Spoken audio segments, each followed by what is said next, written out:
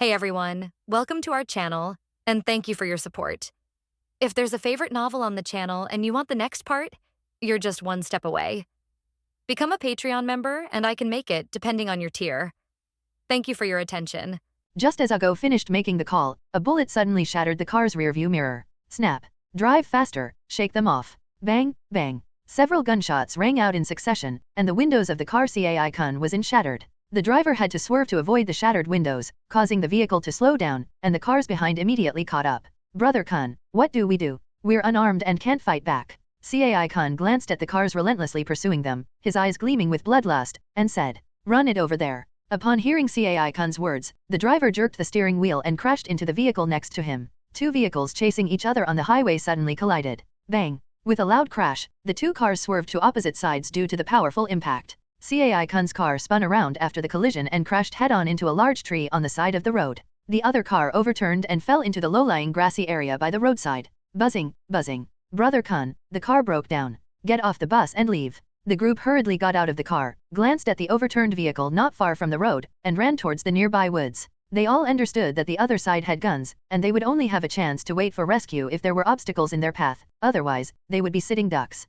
Bang! A gunshot rang out, and the last man running fell to the ground instantly. CAI Kun, if you dare to move another muscle, all your men will die because of you. CAI Kun glanced at the man lying on the ground, his eyes filled with resentment, and coldly said to the two men holding guns, "Did CAI Kun send you, or did Deputy Director Tian send you?" The two men, holding guns, stared intently at CAI Kun and Ugo, and said, "CAI Kun, you're quite a figure, having dominated the northern district of Juzhu City for decades. But you know too much. You're just doing what people pay for. Sorry." Gunshots rang out, and Ugo, who was next to CAI Kun, shoved CAI Kun away. Two bullets hit Ugo directly in the chest. Ugo, Kun, Brother Kun, thank you for taking care of me all these years. For me, Ugo, to acknowledge you as my bosses, is the greatest thing in my life. Pfft. Halfway through his sentence, Ugo coughed up a mouthful of blood and died. Ugo, CAI Kun, feeling Ugo's lifeless body, his eyes bloodshot, looked up at the two men with guns and said, "If I, CAI Kun, manage to escape this fate today, I will make you, and those who instructed you, pay the price.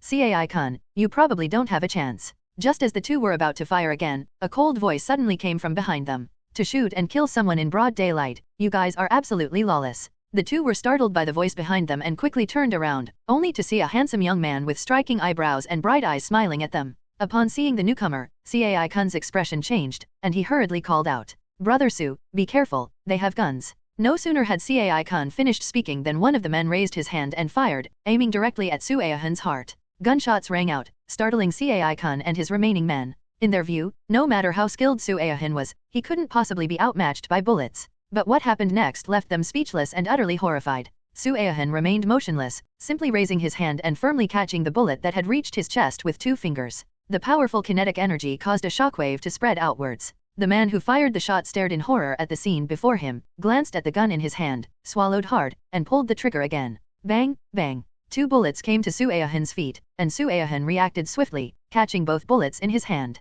Hiss. How could this happen? You're not human. The two men looked utterly horrified and incredulous. Su Aohan smiled slightly, and the two bullets in his hand flew out with true energy, directly hitting the palms of the two men holding guns. The gun fell to the ground, and both men's hands were pierced through, leaving them bloody and mangled. The two men stared at Su Aohan in horror, then turned to run away, completely terrified by Su Aohan's feat of catching bullets with his bare hands. It was at this moment that CAI Kun, still in shock, came to his senses and quickly subdued the two men who were now without guns. CAI Kun grabbed a nearby branch and pierced it through the bloody hole in the man's hand, then stuck it into the ground. "Ah, damn it, if you struggle again I'll cripple your manhood." With his hands pinned to the ground, the man gasped for breath, as if this could alleviate some of the pain. At that moment, another man nearby took the opportunity to turn over and try to escape.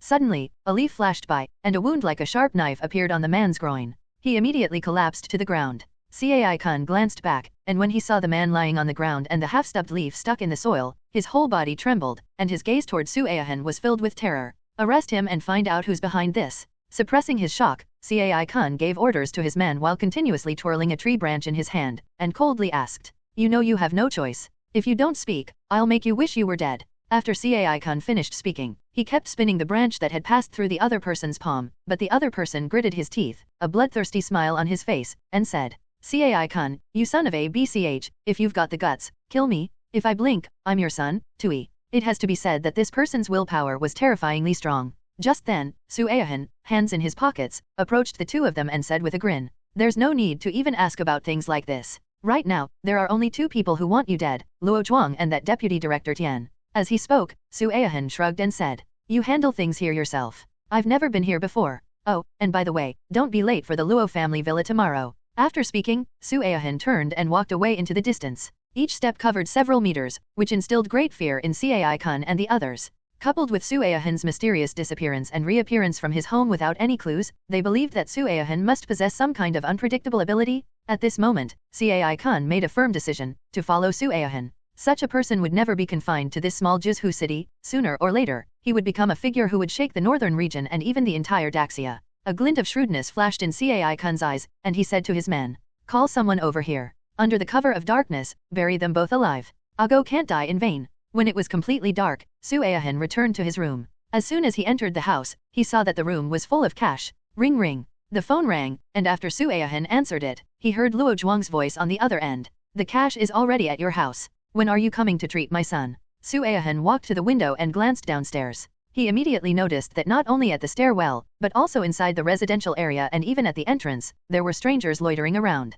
Tomorrow morning. After speaking, Su Aohan hung up the phone, a slight smile playing on his lips as he murmured, Luo Zhuang, do you think I can't see through your feigned weakness? You won't see a single penny of this 1.5 billion in cash. It's time to close the net tomorrow." As he spoke, Su Aohan waved his hand, and all the cash in the room disappeared, disappearing entirely into his small world. Su Aohan also entered the small world, sat cross-legged in the small house, and began to cultivate the yin-yang Qian-kun technique. In an instant, spiritual energy gathered around him, and the true energy in his body surged like a great river. Although the night's cultivation did not lead to a breakthrough for Su Aohan, it did give him a sense of elevation in his 5 senses and 6 perceptions. Leaving the small world, Su Aohan glanced out the window at the area below and saw that the people were still wandering around the neighborhood like ordinary people. Locking the door and going downstairs, Su Aohan headed straight for the Luo family villa. At the same time, in the Law Enforcement Bureau, Deputy Director Tian and Director Huang were arguing in their office. "Hey Huang, Cai Kun is suspected of murder and burying the body, and you're refusing to issue an arrest warrant?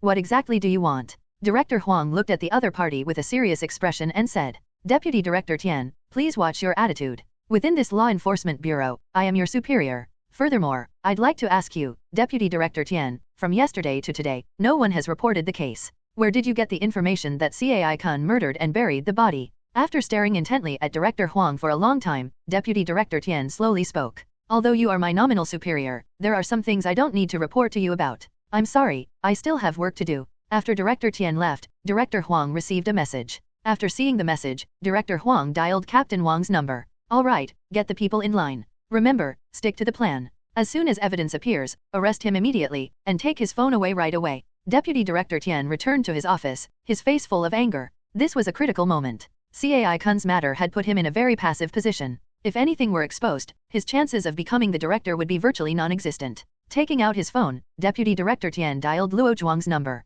"Cai Kun is not dead. This is troublesome. Cai Kun was able to get out of the Law Enforcement Bureau. He must have confessed to something, or perhaps he reached some kind of agreement with that guy surnamed Huang. If that's the case, we're in a very difficult position. If all else fails, just have someone kill that guy surnamed Huang." "Old Tian, are you being foolish? He's the director of the Law Enforcement Bureau. If something happens to someone like that, the higher UPS will definitely investigate thoroughly. Don't go looking for trouble. Put everything else aside for now. Su Aohan came to treat Jia Hui today. This is an opportunity. When the time comes, bring some men and kill him on the grounds that he assaulted law enforcement officers or for some other reason." Inside the Luo family villa, Su Aohan noticed that there were twice as many bodyguards around the villa as last time, and several of them exuded a distinct murderous aura, the kind of people whose hands were stained with blood. A smile flashed in Su Aohan's eyes as he looked at Luo Zhuang, who was approaching, and said, "There are quite a few people at the villa today. Is Mr. Luo worried about safety, or is there something else?" Luo Zhuang said with a smile, "It's simply for safety. After all, there are still quite a few dangerous people in this society, don't you think?"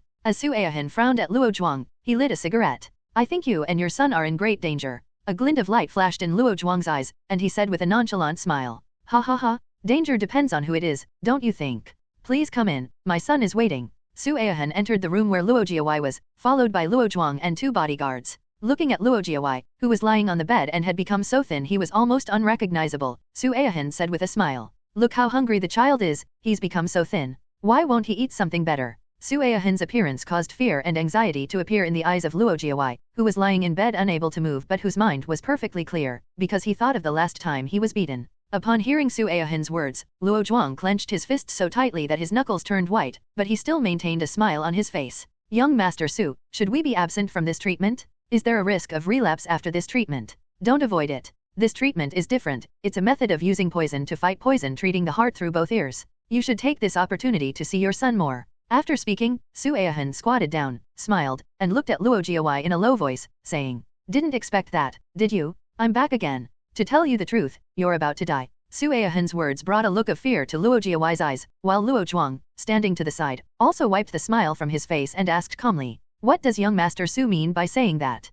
Fight fire with fire, see if we can use stimulation therapy to instill kindness in your son." In fact, when Su Aohan spoke, the true energy within his body surged instantly, triggering the true energy within Luo Jiawei's body. In an instant, Luo Jiawei's face turned red, and he spat out a mouthful of blood, his eyes filled with pain. At that moment, Gary Locke realized he had regained his mobility, he could move his hands and feet again. However, he did not realize that his heart was on the verge of collapse. Gary Locke, having resumed his operations, hurriedly said to Luo Zhuang, "Dad, it's him? Make him leave our house? He's a monster, he's not human." When Luo Zhuang saw that his son had regained his mobility, his eyes were filled with excitement and a different kind of gaze, but the kind of restraint he possessed was something that ordinary people did not have. "Jiawei, you're fine now. Just relax in your room. Don't worry, it's very safe here." After speaking to Luo Jiawei, Luo Zhuang turned to look at Su Aohan and said, "Young Master Su, let's go outside for tea. I happen to have something I'd like to ask you about." After hearing Luo Zhuang's words, Su Aohan didn't move. Instead, he pointed to his head and looked at Luo Jiawei, saying,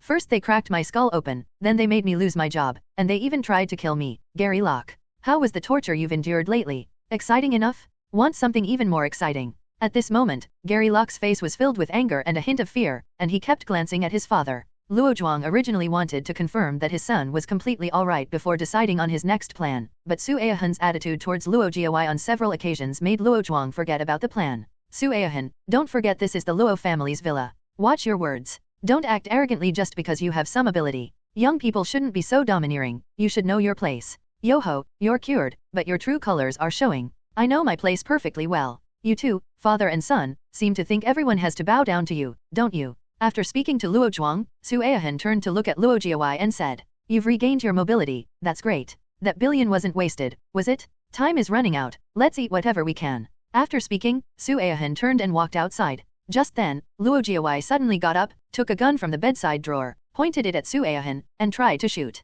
But before he could fire, Gary Locke suddenly opened his eyes wide, the light in them completely extinguished, and he collapsed to the ground with a thud. Upon seeing this, Luo Zhuang rushed over in a panic, grabbed Luo Jiawei, and roared, "Son, what's wrong? Son, don't scare your dad." After calling out several times, Luo Zhuang realized something was wrong. He reached out and touched Luo Jiawei, who was already not breathing, his heart had clearly stopped beating. "No. It can't be, son, you can't die, I only have you as my son, and I haven't remarried all these years because of you."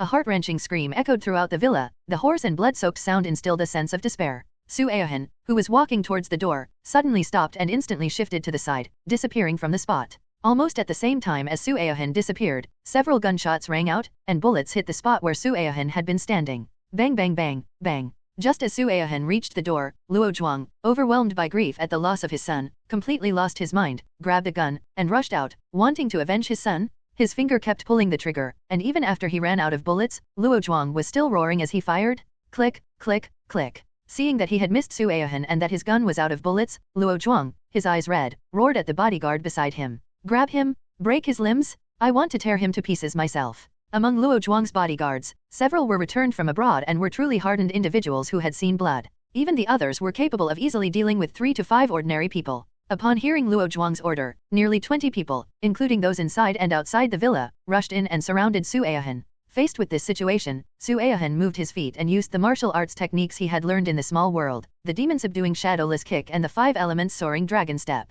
He transformed into a series of afterimages, flashing through the crowd, kicking out a flurry of legs that sent the surrounding bodyguards flying one by one. Within a dozen or so breaths, only 3 people remained standing, the rest lay groaning on the ground. Su Aohan, hands in his pockets, acted as if he hadn't been the one fighting just moments before. Looking at the 3 still standing there, a smile played on his lips as he spoke. He exudes a murderous aura, his hands are calloused from years of hard work, with such skills, why not do something else entirely, instead of aiding and abetting evil? Young man, I take people's money to solve their problems, it's all for a living. Sorry. As they spoke, the three of them surrounded him simultaneously, moving with incredible speed and perfect coordination. One aimed straight for Su Aohen's eyes, another clenched his fist and slammed it into Su Aohen's heart, and the last one attacked Su Aohen's lower body. Su Aohen stretched out both hands, first grasping the hands of the two men above, while simultaneously kicking the man attacking the lower lane with one foot. Just as Su Aohen blocked the three men's attacks, the three men, disregarding the arm that had been grabbed, swiftly attacked with their other hands, aiming straight for Su Aohen's vital points.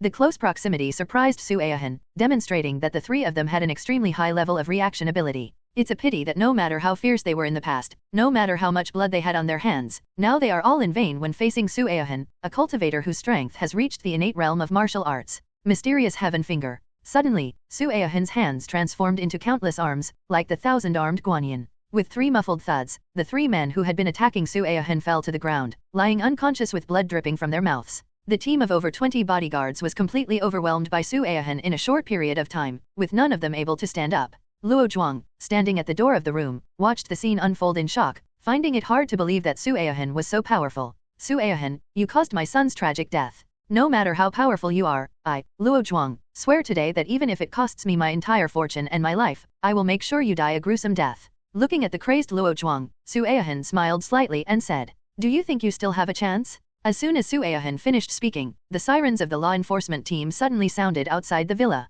Forced PSY, forced PSY, forced PSY. Upon hearing the police sirens, Luo Zhuang grinned maniacally at Su Aohen, as if he could already see Su Aohen riddled with bullets. Soon, Deputy Director Tian led more than 10 members of the enforcement team into the villa, pointing a gun directly at Su Aohen and saying, "Squat down and put your hands behind your head." Su Aohen turned to look at Deputy Director Tian and slowly began to speak. "Deputy Director Tian, is it? No one called the police, yet you arrived quite quickly. What, you want to shoot me dead and then accuse me of assaulting a law enforcement officer?" Deputy Director Tian was taken aback by Su Aohen's words, then turned to the surrounding law enforcement officers and said, "You all go out and guard the gate and the surrounding area. Don't let anyone leave the villa, and don't let anyone in." After all the law enforcement officers left, a mocking glint flashed in Deputy Director Tian's eyes. He raised his hand and fired a shot, the bullet heading straight for Su Aohen's head. Meanwhile, outside the villa, Director Huang, along with Captain Wang and more than 20 law enforcement officers, rushed in. Upon hearing the gunshots from inside the villa, Director Huang became extremely anxious.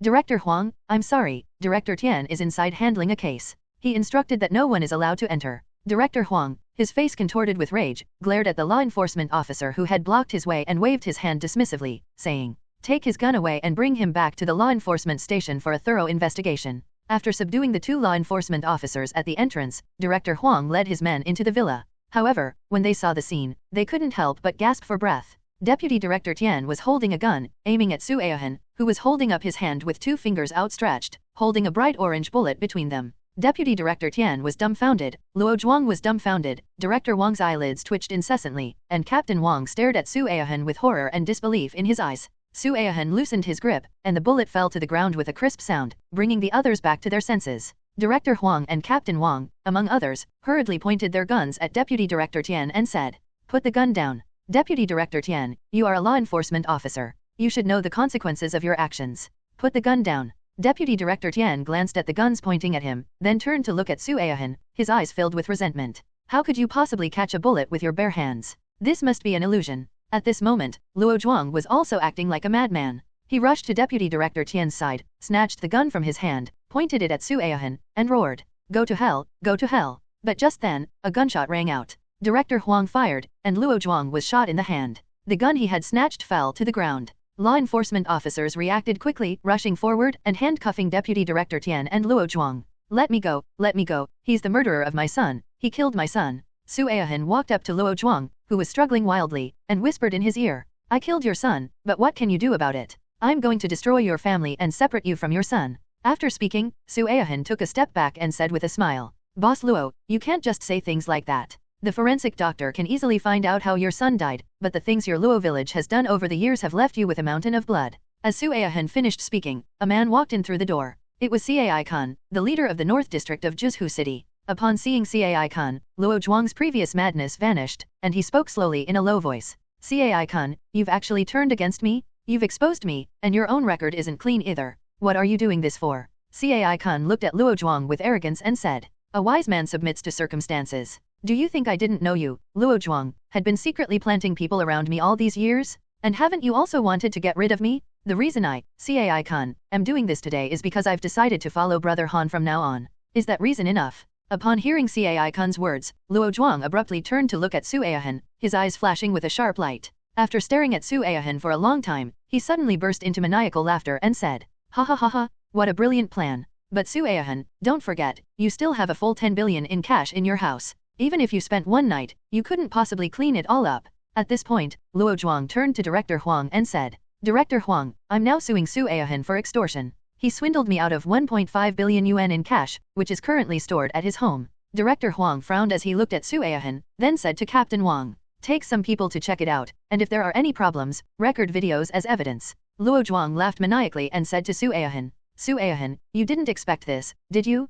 Wanting too much money will ultimately ruin you. My Luo village has lost its son, everything is meaningless now, meaningless." Less than half an hour later, Captain Wang returned with his men and showed everyone the video of the room. The video showed that apart from the furnishings, nothing was different. They couldn't find even 100 yuan, let alone a billion. Luo Zhuang murmured in shock. "Impossible, absolutely impossible, $1 billion in cash. No matter how capable you are, you can't make that much money disappear into thin air." Luo Zhuang was completely bewildered. He couldn't understand how so much money could simply vanish into thin air. He continued, "Su Aihan, you practiced medicine without a license, which led to my son's death. Director Huang, he practiced medicine without a license, which killed my son, Luo Jiawai. My bodyguards can all testify to this." Su Aihan looked at Luo Zhuang, who was struggling in his death throes, shook his head, and pulled out a medical license from his pocket, saying, "Luo Zhuang, you're finished. Your crime carries a minimum sentence of life imprisonment. You'll never get out of here. This is what happens when you offend me, Su Aihan." Luo Zhuang stared at the medical license in Su Aihan's hand, his face ashen.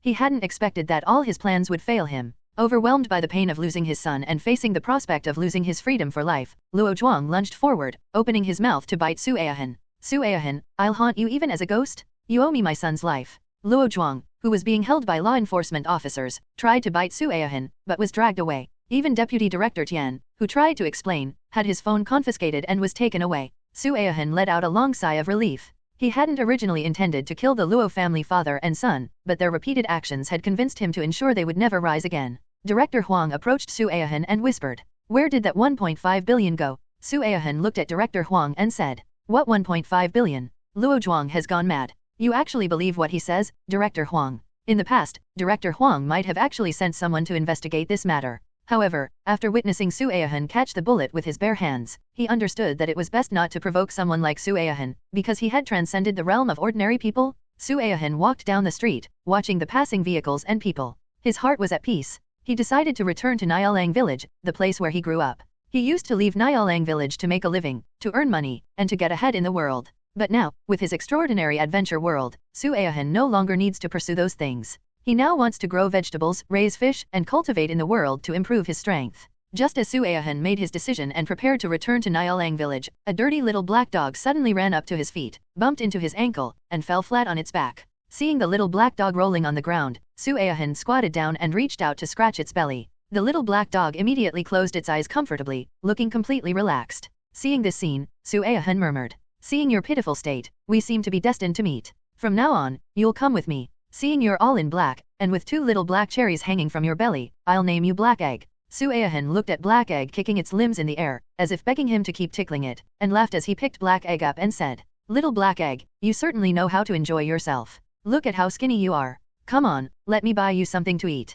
Su Aihan bought the puppy a box of milk and a lot of sausages, and then, in a secluded place, took the little Black Egg directly into the small world. Upon arriving in the small world, the unique environment and abundant spiritual energy frightened little Black Egg. It clung tightly to Su Aihan's feet, its black eyes darting around intently. Seeing the little Black Egg's appearance, Su Aihan walked to the edge of the spiritual spring, scooped up some water and gave it to the little Black Egg. Sensing the rich spiritual energy contained in this special spring water, the little Black Egg, driven by its animal instincts, began to drink the spiritual spring water voraciously. Seeing the little Black Egg frantically drinking the spiritual spring water, Su Aihan recalled the beast taming technique he had encountered in this small world. Although Su Aihan had only learned a little bit, he should have no problem teaching the little Black Egg. Without hesitation, Su Aihan formed hand seals, and a golden light gradually appeared on his forehead. A cluster of golden specks landed on the Black Egg and merged into its body. "Supreme Beast God, lend me the stars." Golden light descends, bestowing a divine mandate upon the soul. As Su Aohen's voice fell, a glint of intelligence appeared in the little black egg's eyes. It suddenly looked up at Su Aohen and barked several times, wagging its tail incessantly. Woof woof woof. At this moment, Su Aohen felt a connection established with the little black egg in his mind and was able to perceive the little black egg's emotions. So that's how it is? The art of beast taming not only awakens their intelligence but also allows communication with their souls, enabling them to recognize a master. It's truly powerful and incredibly wondrous. Sensing the connection with the little black egg, Su Aohen squatted down and patted the egg's head, saying, "There's food and drink here. You stay here, but don't go near the spiritual spring, the money, or the medicinal herbs, understand?" Woof woof woof woof. The emotions and thoughts of the black egg echoed in Su Aohen's mind. He nodded slightly and left the small world. Black egg stared in shock at the spot where Su Aohen had disappeared, spinning around in circles, sniffing the air. After a long while, Black Egg realized one thing: his master had vanished, completely vanished. Su Aohen saw through his sea of consciousness that the Black Egg was indeed obedient and would not approach the spiritual spring or those precious medicinal herbs, so he was relieved. He bought some things and placed them in his small world before preparing to return to Nyalang village. Nyalang village, under the jurisdiction of Juzhu city, is a remote, backward, and poor mountain village. Because it is surrounded by mountains, there is only a narrow mountain road less than 2 meters wide that can be used to ride a motorcycle into the village. This makes the transportation of this small mountain village extremely inconvenient, resulting in no one visiting it and very few people even knowing that this place exists. That noon, as the weather began to heat up, the elderly men and women at the village entrance were exchanging information when a figure in the distance walked step by step toward the village entrance. A pair of faded jeans, a pair of sneakers, a white short-sleeved shirt, and a buzz cut. Although his clothes looked like cheap knockoffs, costing no more than 300 yuan, his overall demeanor was extraordinary. He had a perfect figure, a perfect face, and especially a pair of sparkling eyes that gave people a refreshing feeling. The elderly men and women from the village intelligence agency looked at Su Aohen as he arrived at the village entrance and asked him with suspicion, "Young man, you look familiar. What brings you to Nyalang village?" Because Su Aohen hadn't returned to Nyalang village for over a year, and due to his extraordinary encounter and subsequent cultivation, his height, physique, and even his face were drastically changed. The villagers didn't recognize him at first.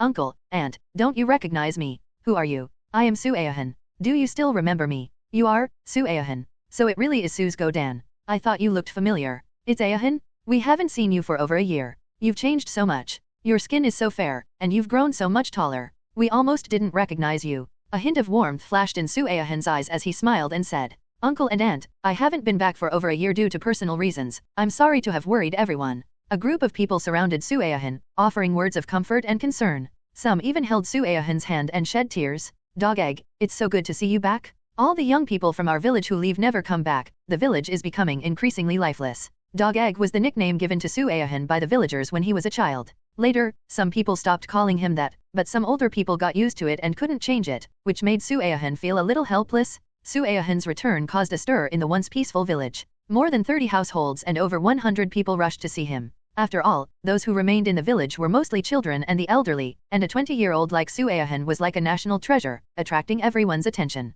Overwhelmed by the warm hospitality, Su Aohen managed to escape and return to the house his parents had left him. The courtyard was quite large. The gate was made of several wooden planks joined together, and the paint had long since peeled off under the ravages of the sun and wind. The lock was also nowhere to be found.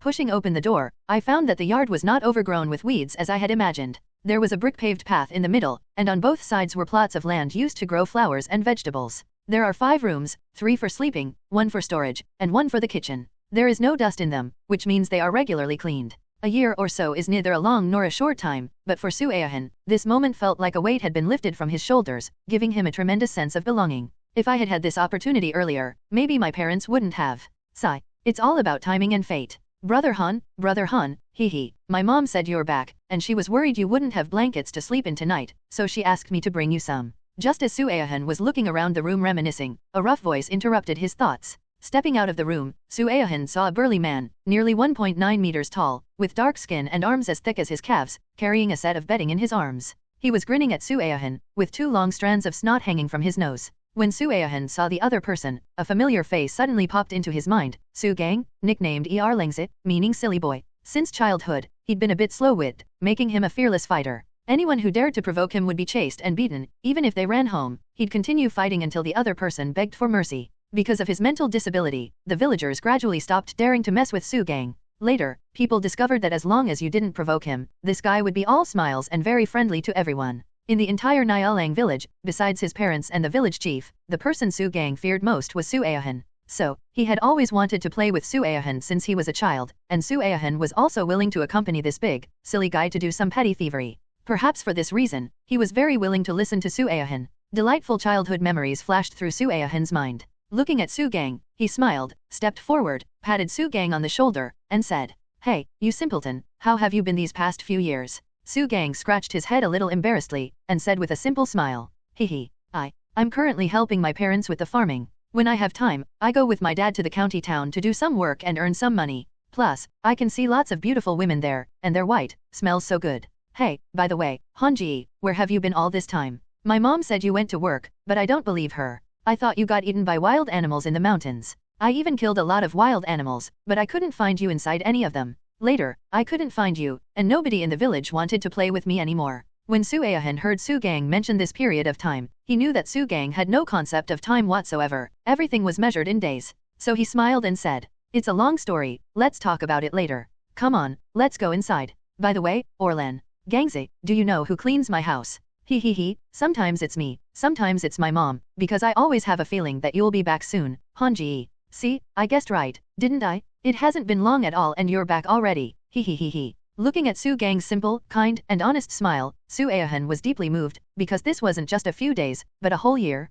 Previously, Su Aohan simply thought that Su Gang had a mental problem and was prone to making foolish mistakes, especially when provoked. However, after Su Aohan obtained that heaven-defying inheritance and came into contact with cultivation, she realized that there was a profound explanation behind it. The village guardian. This was very common in rural areas in the past. Almost every village would have one or two such people. Their appearance gave people the impression that they were different from normal people, and they were looked down upon by many people. Legend has it that they were ascetics who descended from heaven, possessing the power to shatter the heavens and incur divine wrath, thus transferring all the suffering of the entire village onto themselves to protect the villagers from disaster. They often suffer from 5 deficiencies and 3 lacks. The 5 deficiencies refer to widowhood, loneliness, and disability, while the 3 lacks refer to money, life, and power. Therefore, most of them, as village guardians, have various defects and do not live long. Su Aohan took the blanket from Su Gang and used a tissue to wipe the snot that was about to fall from his nose. He. Brother Han, let's go catch fish in the lake behind the village later. Ever since you left, everyone's been avoiding me, nobody wants to go fishing with me.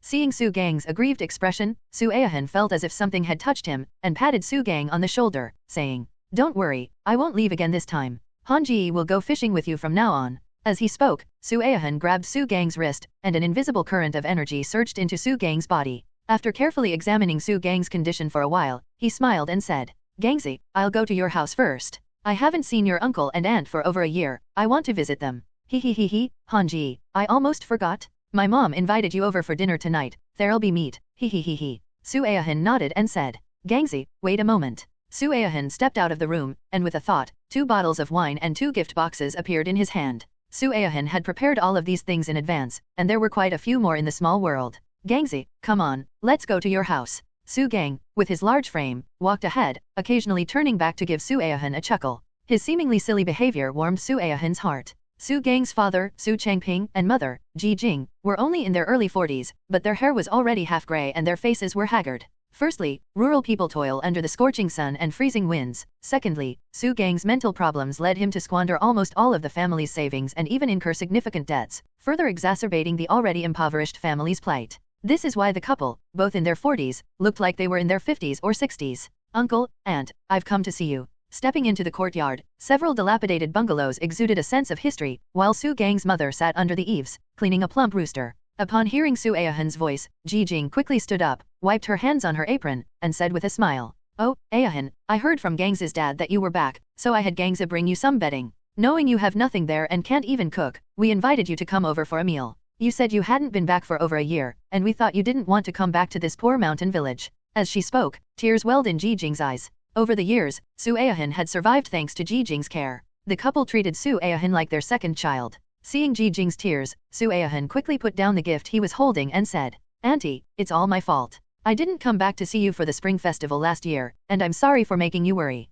Ji Jing hastily wiped away her tears and said with a smile, "It's all right, it's good that you're back. Now that you're all grown up, Gangzi's dad and I can finally face your parents with a clear conscience. Gangzi, quickly go make some tea for your brother Han. Hey, Hanji, I'll make you some tea. We'll eat chicken together later, my mom's chicken is so delicious." As Su Gang spoke, drool dripped from his mouth. He then turned around to make tea for Su Ahan. Su Ahan nodded and looked at Ji Jing, saying, Auntie, this is a gift for you, and this is some wine for Uncle. I remember he likes a sip. Why are you spending this money, kid? We have everything we need at home. Besides, your uncle hasn't had a drop of alcohol in over a year. He quit a long time ago. What seemed like a joke actually shocked Su Ahan, and his eyes instantly welled up with tears. Auntie, let me help you. No need, please come inside and sit down, it'll be ready in a little while. It's alright, Auntie, it's not like I can't do it. I can handle these chores in no time. Once Su Ahan took action, Ji Jing couldn't get a word in edgewise, and couldn't even keep up with the pace. In no time, Su Ahan had finished all the work neatly. At this moment, Su Gang's father, Su Changping, walked in carrying 2 bottles of wine. He quickly walked up to Su Ahan, patted him heavily on the shoulder, and said, It's good to be back, it's good to be back. I'll have a nice drink with you tonight. Su Ahan thought of what Ji Jing had said earlier. Su Changping hadn't drunk alcohol for over a year, which was the time when he left Niaolang village to work. Today, Su Changping bought 2 bottles of wine, which also happened to be the day he returned to Niaolang village. Because Niaolang village is poor and transportation is extremely inconvenient, almost all the young people who leave the village stay and never come back. They thought Su Ahan was the same, which is why they were so excited. A man's concern is often silent, without many words, but it possesses a power, like a great mountain, standing quietly there. The dining table was set up in the yard. It was early summer, and the weather was cool, which is a rural custom. There was a large bowl of stir-fried chicken pieces, a tomato and egg stir-fry, a green bean and pork stew, and an eggplant, all of which were grown by the villagers themselves. 4 simple dishes, but Su Ahan knew that this was already a very lavish meal. You see, because of Su Gang's illness, Su Changping's family hardly ever saw meat in their 3 daily meals.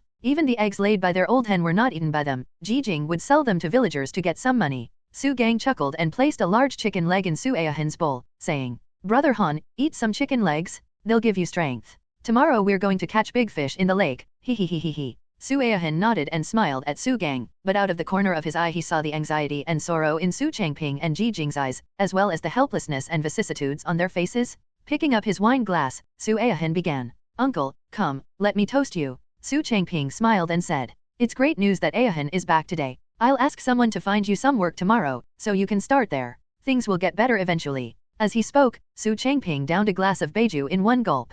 Perhaps because he hadn't drunk alcohol for over a year, he drank too quickly and choked, coughing violently. Ji Jing patted Su Changping on the back and said, You haven't eaten much food yet, drink slowly. It's alright, I'm just happy today, drink up. Ahan's an adult now, I can't let him down as his elder, ha ha ha. Su Ahan also downed his glass of wine in one gulp and quickly refilled Su Changping's glass. Su Gang would occasionally put chicken on Su Ahan's plate, chuckling to himself as he ate, his mouth greasy with oil. It was clear he hadn't eaten meat in a long time, his simple joy was undeniable. We've almost finished eating, Su Ahan said to Su Gang. Gangzi, I'm a little thirsty, could you get me a glass of water? Su Gang chuckled sheepishly as he got up and walked into the house. Seeing Su Gang leave, Su Ahan addressed Su Changping and Ji Jing. Uncle, Aunt, I can cure Gangzi's brain disease. Su Changping, who was just raising his glass to drink, heard Su Ahan's words and the glass slipped from his hand, smashing to the ground and shattering into pieces, spilling wine all over the floor. Ji Jing dropped her chopsticks on the table, staring at Su Ahan in astonishment.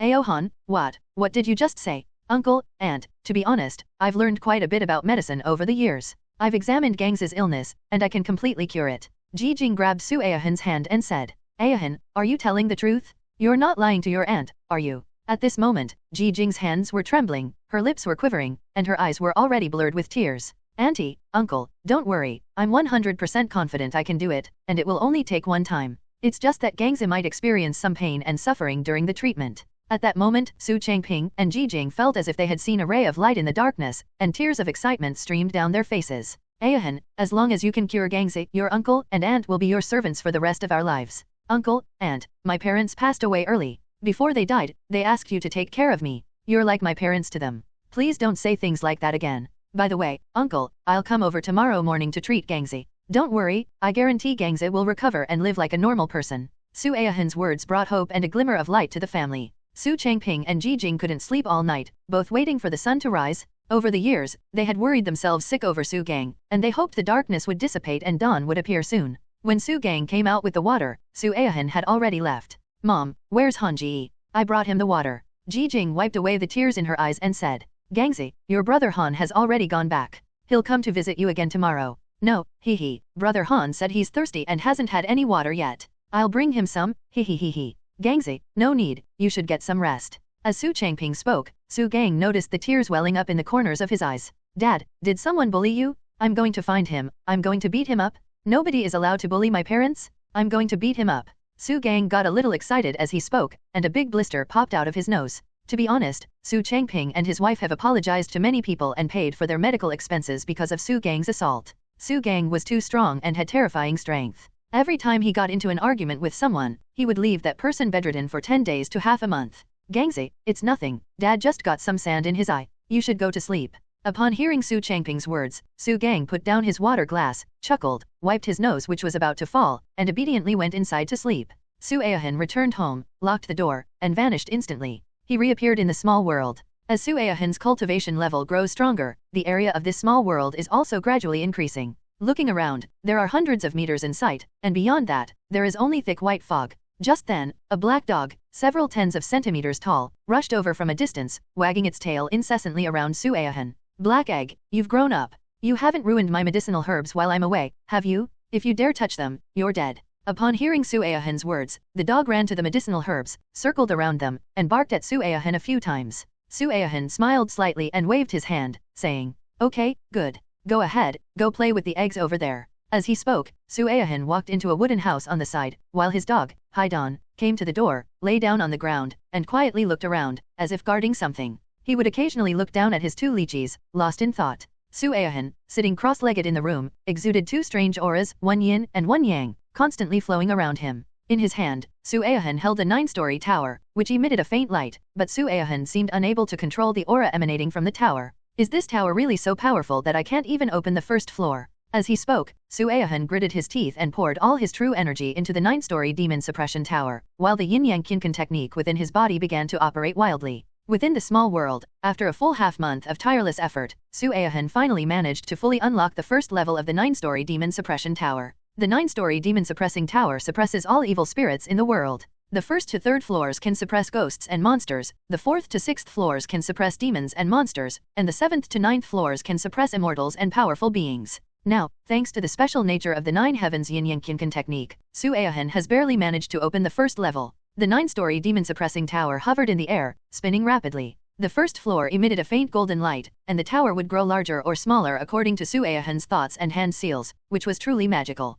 As dawn broke outside, the entire mountain village was bathed in golden light. Su Aohan, who was cultivating in his own little world, opened his eyes and murmured, "This cultivation technique is truly difficult to master, I'm still a long way from the next level. However, this 9-story demon-suppressing tower has brought me a pleasant surprise." As soon as they stepped out of the room, Black Egg rushed up to them. Su Aohan patted Black Egg's head, went to the spring, scooped up some water, and took a sip. A cool sensation washed over his entire body, instantly invigorating Su Aohan. This spiritual spring water not only strengthened his body and tempered his bones, but also accelerated his cultivation speed. After examining the precious medicinal herbs in the small world, Su Aohan and the Black Egg disappeared directly from the small world. Black Egg was incredibly excited to be outside, running back and forth incessantly, seemingly trying to adapt to its new environment. "Black Egg, this will be our home from now on. You must protect our home well, understand?" Woof woof. At Su Gang's house, Su Aohan had just stepped into the courtyard when he saw Su Changping and Jijing excitedly coming to greet him. "Aohan, you've finally arrived.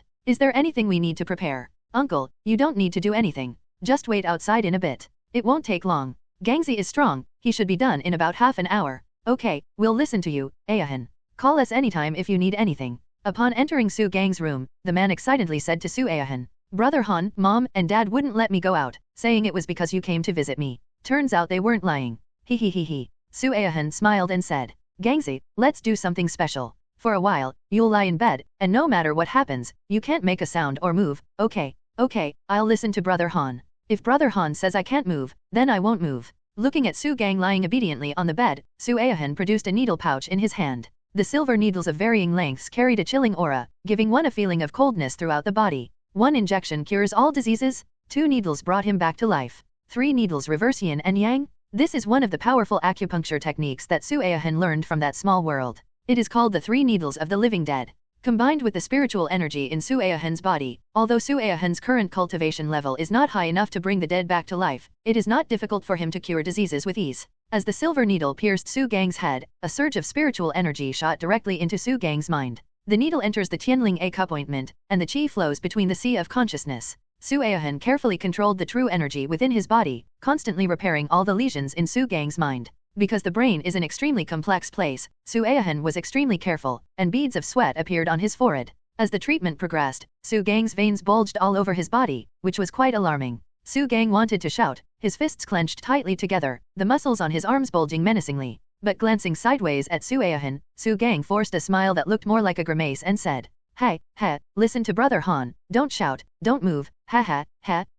Hangzi, hang in there. I'll take you to the lake to catch fish in a bit. Yes, I can manage. I'll listen to Brother Han." Although Su Gang tried his best to smile, the bulging veins on his face and neck told you how much pain he was enduring. After a short while, Su Aohan withdrew his inner energy, removed the silver needles, and at that very moment, Su Gang completely fainted. Su Aohan wiped the sweat from his forehead and gently patted Su Gang's shoulder, saying, "Okay, get some sleep. When you wake up, you'll have a new life." Su Aohan walked out of the house, and Su Changping and Ji Jing hurriedly stepped forward, asking anxiously, "Aohan, how did it go? Did it succeed? Is Gangzi alright?" "Uncle, Aunt, don't worry, everything's alright. Gangzi should wake up in about half an hour. Let him rest and have some water then." "Really? Thank you so much, Aohan, thank you so much." As they spoke, Su Changping and Ji Jing were about to kneel down before Su Aohan, which terrified Su Aohan. He hurriedly pulled them back, but no matter how hard they tried, they couldn't get down an inch. "Uncle, Aunt, you're making me feel so bad. If my parents find out, they'll beat me to death. You stay here with Gangzi, I'm going back now." Walking home, Su Aohan looked at the fields in the distance and the fruit trees planted by the villagers on the hillside, a smile appearing on his lips as he murmured, "With that little world, I'll be a farmer, working from sunrise to sunset, a tireless little farmer. Dog egg, dog egg." At this moment, the village chief walked towards Su Aohan and called out to him from afar, "Grandpa Village Chief, you can call me Aohan from now on. I'm a grown-up now, people will laugh at me if they hear my name Dog Egg. By the way, Grandpa Village Chief, what did you want to see me about? You don't understand, the more humble the name, the easier it is to raise a child. Otherwise, what should we name them? Zixuan, Zyman, or Zixin? Oh, by the way, I came here to find you a job, didn't I? Work? Grandpa Village Chief, I don't need a job. Nonsense. How can you not work at such a young age? You can't afford to develop a lazy personality. Take Wu Lao Er from the county, for example. He was lazy back then, and now he's 63 and still a virgin. Our Niaolang village is poor and backward, but we don't steal or rob. I'm getting old, and many young people have gone out to work and never come back. Now, you're the only one in the whole village who has some education, making you quite suitable to be the village chief." Upon hearing this, Su Aohan's eyes widened in surprise, and he exclaimed, "What? Become the village chief? I can't do that job. Grandpa Village Chief, you'd better find someone else. I'll pass. I'll just stick to farming the 1 acre of land my parents left me." "Hey Godan, don't go. What can you do with just 1 acre of land? Think about it again, Village Chief. You're so young, can't you be a little more ambitious? If you don't take the job as Village Chief, what do you have besides the acre of land and those few houses your parents left you, and those few old hens that have laid eggs until they're all dead? What are you anyway?" Thump. Ouch. Oh no, the old Village Chief has fallen into the ditch. Quick, get help. When Su Aohan returned home, Haidan excitedly came to greet him, wagging its tail and circling around him. Patting Black Egg's head, Su Aohan looked at the 2 unused plots of land in the yard and decided to plant something. Plant a little bit of eggplant, pepper, tomato, leafy greens, cantaloupe, and watermelon. However, buying seedlings and seeds requires going to the county town, and since Su Aohan has started to move, the acre of land left by his parents will naturally not be left idle, it will all be planted with vegetables and fruits. Su Aohan's current wealth can only be described as astonishing, with a full 1.5 billion in cash stored in his small world. However, he cannot be idle all day long. After all, in addition to cultivation, he also needs to connect with nature and calm his mind. Su Aohan has understood the principle that haste makes waste since he was a child. Furthermore, Su Aohan really wanted to live a simple and peaceful life like his parents used to, farming, raising poultry, and living a quiet existence. At 8:30, Su Gang and his family of 3 excitedly arrived at Su Aohan's house. As soon as they entered, Haidan's sharp eyes startled them. Su Gang, his hands bulging with muscles, shielded Su Changping and Ji Jing behind him, keeping a close eye on the Black Egg. "Hey, doggy, don't move, or I'll beat you up.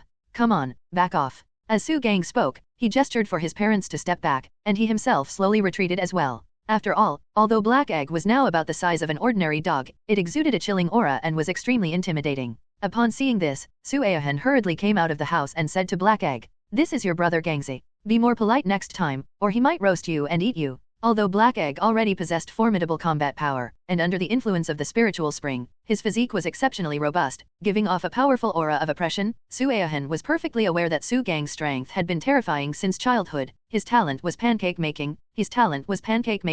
In any case, he is definitely a terrifying existence. If they were to really fight, given Su Gang's physique and terrifying strength, Su Aohan doesn't think Su Gang would lose. Upon receiving Su Aohan's order, Black Egg obediently retreated to the side and lay down in the shade, memorizing the scent and appearance of Su Gang and the other two. After all, with its current intelligence, it understood that some people were not to be trifled with. Aohan, we've come to thank you. Gangzi is really better, he's really better. Su Gang scratched his head somewhat embarrassedly and said, Hehe, Brother Han, I feel like my head is clear now. I know it was you who pricked me with the needle. Thank you, Brother Han. Su Gang's chuckles and simple, honest nature from the past few decades are unlikely to change, but he's become more clear-headed and won't do those inexplicable, foolish things anymore. It's all I should do. Oh, by the way, Uncle, Aunt, I just happened to need to talk to you about something. Please don't hesitate to tell me what's wrong, don't be shy. I noticed that the 1 acre of land my parents left me isn't being used. I'd like to plant some fruits and vegetables there, and I'd like to trouble you, Uncle, to find someone to help prepare it. I'll also need to find some people to plant the seedlings. Of course, payment will be made daily. Aohan, you should reconsider. Because of transportation, even if you grow the best crops, you simply can't transport them out. They'll rot in the ground because you can't eat them all. It's alright, we'll get as much as we can out. I know what I'm doing. After finalizing the arrangements, Su Aohan and Su Gang each rode an old-fashioned bicycle and sped off towards the county town. Walking on the mountain path, with a mountain wall on one side and a cliff on the other, the path is only a little over a meter wide, less than 2 meters wide, just wide enough for a motorcycle or bicycle to pass. Brother Han, ride slower. Wait for me, Brother Han. Upon arriving in the county town, Su Aohan was once again enveloped by the hustle and bustle of the city and the unpleasant smell of car exhaust. Gangzi, which way is the seedling base? I think it's over there. I came here once with my dad before, I have a vague memory of it. Su Aohan glanced at Su Gang, feeling as if the other person was out of their mind. Alright, I hope you're not mistaken. Come on, lead the way. The two quickly arrived at the seedling nursery, parked their bicycles at the entrance, and went inside. Boss, we have a customer. As Su Aohan finished speaking, a dark-skinned man stepped out. Hey, isn't this Gangzi from Nyalang village? Are you here to buy vegetable seedlings? Su Gang chuckled, scratched his head, and pointed at Su Aohan, saying, This is my brother Han. He wants to buy seedlings.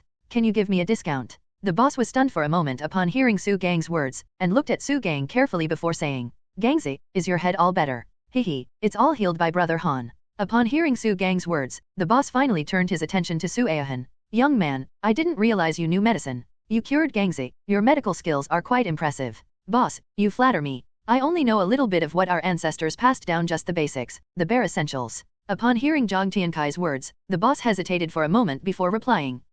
My wife hasn't been feeling well these past few days. We went to the hospital for a checkup, but they couldn't find anything wrong. Could you take a look? If you can cure her, I won't charge you a penny for your vaccinations today. Seeing the doctor is no problem, but I need seedlings for almost an acre of land. Are you sure you don't want to charge me? Don't even mention 1 acre of land. If you cure my wife, 10 acres wouldn't be a problem. Seeing the boss's sincere attitude, Su Aohan nodded and said, Okay, since you're here, I'll take a look for you. Su Aohan then followed the boss into the room, where he saw a woman lying on the bed, her brows furrowed and her face sallow. After observing her for a long time, Su Aohan finally determined that the woman was not sick at all, but rather had been tainted by something unclean, with yin energy entering her body. The old Su Aohan would never have believed in the existence of such a thing, but ever since he obtained the small world and began cultivating, he has come to understand that this world is very complex, with too many things that ordinary people cannot access. How is it? Can it be treated? The boss appeared to be asking questions, but in reality, he was full of anticipation. After all, several hospitals had failed to diagnose the problem, so he could only place his hopes on some folk doctors.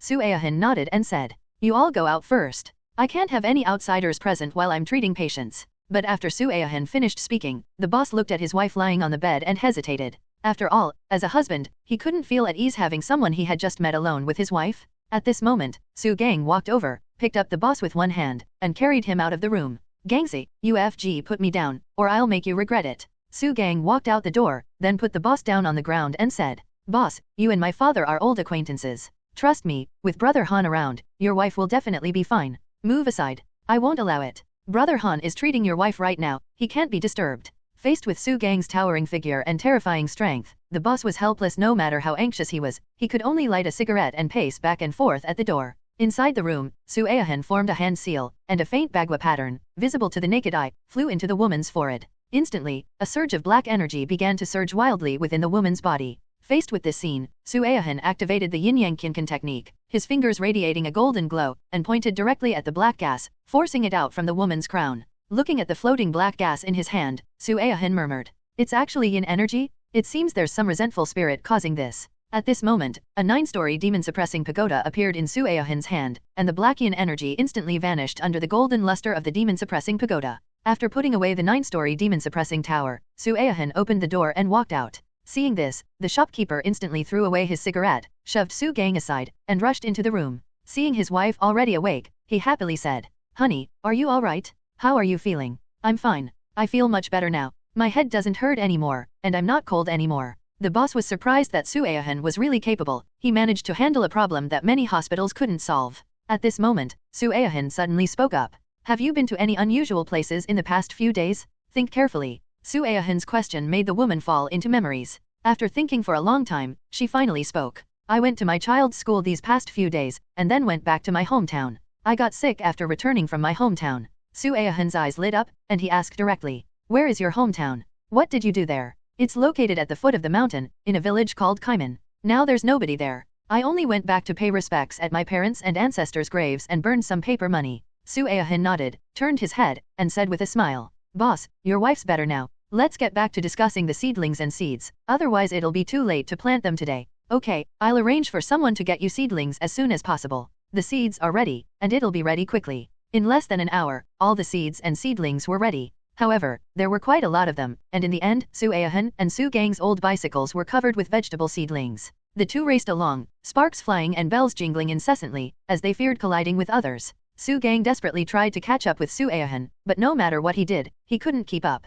Back in the village, Su Changping and Ji Jing had already gathered more than 10 villagers to prepare the land, and were just waiting to plant seedlings and sow seeds. "Aohan, could you plan out how to plant these things so we can get started? Otherwise, if we don't finish planting them today, these seedlings might die tomorrow." So Su Aohan made a plan for the 1-acre plot. Tomatoes, peppers, cucumbers, and eggplants took up almost half an acre, while watermelons and cantaloupes took up the other half. They worked until 4 o'clock in the afternoon, and more than a dozen honest villagers finished planting all the land. Su Aohan gave each person 300 yuan on the spot. "Hey, Aohan, isn't this a bit too much? We've only worked for less than a day, how can you give us 300 yuan? "Yeah, when we go out to work, we only make a maximum of 80 yuan a day. Sometimes the boss will nitpick and we might not even make 80. You're paying too much," Su Aohan said with a smile. "Uncles and aunties, please take this. I hope you'll come to me when I need work in the future. If you don't take it, I'll be embarrassed to ask you for work later." Finally, after Su Aohan's persuasion, the villagers happily took the money and went home. At this moment, Su Aohan took out 1,000 yuan and handed it to Ji Jing, saying, "Auntie, this is your and uncle's salary. Please take it." Ji Jing hurriedly declined. "Aohan, this won't do. This is too much. I couldn't earn this much even after doing odd jobs for half a month. Uncle, aunt, to be honest, I know you're both unemployed. I'd like you to look after my vegetables and fruits, and I'll pay you a salary every month. What do you think?" "Aohan, forget about wages. Just leave these chores to us when you're not busy, and we'll take good care of these fruits and vegetables." Back in the yard, Su Aohan planted some watermelons, cantaloupes, tomatoes, and cucumbers, and also transplanted a grapevine from the village. Carrying 2 large buckets, Su Aohan drew 2 buckets of spiritual spring water from the spiritual spring in the small world. As soon as the spring water appeared, Black Egg charged forward and began drinking the water from the bucket like crazy. "Black Egg, move aside, I need this water." Clearly, Black Egg understood Su Aohan's words. It took 2 steps back, obediently squatted on the ground, and tilted its head to watch Su Aohan operate. Su Aohan diluted the spring water several times and sprinkled it on the newly planted vegetables and watermelon seeds. Because of the power of the spiritual spring, Su Aohan knew that he didn't want to water the vegetables today and then find them ready to eat tomorrow. Otherwise, the villagers would think he was a monster. Therefore, diluted spiritual spring water can ensure that the quality of vegetables and fruits is top-notch, and can also shorten the ripening period, but without being too alarming. When facing the 1-acre plot of land, Su Aohan moved his hands, his true energy soaring into the sky like a tornado, mixed with diluted spiritual spring water, and then evenly sprinkled onto the ground like raindrops. After doing all this, Su Aohan returned to his room, took all his belongings out of the small world, and carefully arranged them. Only then did he feel like he had a home. Lying comfortably in bed, Su Aohan thought of Kaiman village. The yin xia within that woman's body was a wandering soul, a kind of malevolent energy released by a ghost to absorb yin energy. Looks like I'll have to check on it tomorrow. Otherwise, if we ignore it and it gets stronger, we'll be in real trouble. Actually, Su Aohan had another idea. He wanted to examine this soul and, incidentally, verify just how far his own strength had progressed. Su Aohan had the confidence to face an unknown danger for 2 reasons. First, the existence of the small world, and second, the existence of the 9-story demon-suppressing tower. Su Aohan spent the entire night cultivating in the small world. As his cultivation level grew stronger and his understanding of the yin-yang Qinkan technique deepened, he also began to master the supernatural powers, spells, and talismans more and more thoroughly. Taoist hand seals, used to subdue demons and monsters. Thunder spirit can suppress evil spirits. Through Su Aohan's tireless efforts, he gradually mastered the essence of talismans. Although the failure rate was still high, he was able to successfully draw ordinary talismans such as exorcism talismans and fire talismans. Although Su Aohan's cultivation level wasn't particularly high, with the enhancement of his magic, he had transcended the realm of martial arts. Within the small world, Su Aohan's figure flickered incessantly, soaring through the air. He pointed a finger downwards at the ground, and a beam of energy resembling an electric arc flashed past, striking the ground. Bang! After a loud bang, a crater appeared in the ground, and the surrounding soil looked as if it had been struck by lightning, demonstrating the power of the explosion. The 30-fold time bonus in the small world gave Su Aohan more time to cultivate than others, causing his strength to increase rapidly, as if he were on a rocket.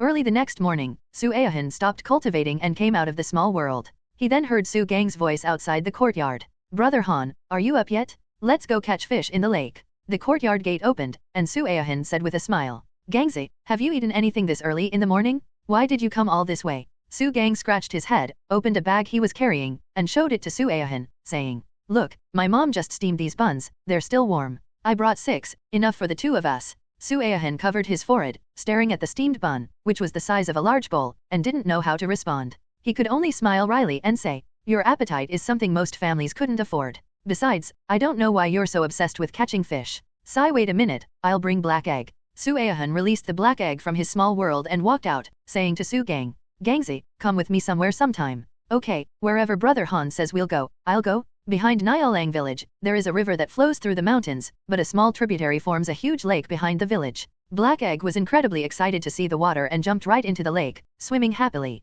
Several homemade bamboo rafts were placed on the lake shore. These were made by the villagers themselves when they had nothing to do, and they could be used freely. They would come to the lake to catch fish whenever they had free time, which was a way to save on living expenses. The 2 of them rowed a bamboo raft a little further into the center of the lake, then took out the cage that Gangze had made himself, put a piece of steamed bun inside, and threw the cage into the water. Then Su Gang handed a steamed bun the size of a bowl to Su Aohan and said, "Here you go, Hanji. Have something to eat first, then we'll eat dinner when we get back." Su Aohan was truly at a loss for words. This huge steamed bun was supposed to be something to eat first? If he didn't eat 4 or 5 of them in this meal, Su Aohan would feel he was doing a disservice to this excuse. "I'm not hungry, you eat. Brother Han, you're too thin. You need to eat more." As he spoke, Su Gang began to eat heartily. The enormous steamed buns weren't enough for him. He ate 4 in a row before muttering to himself, "I'm not very hungry anymore, I'll stop eating for now. I want to eat fish when we get back." Su Aohan almost fell headfirst into the lake, then shook his head with a helpless smile and said, "Gangze, have you noticed any strange changes in your body?"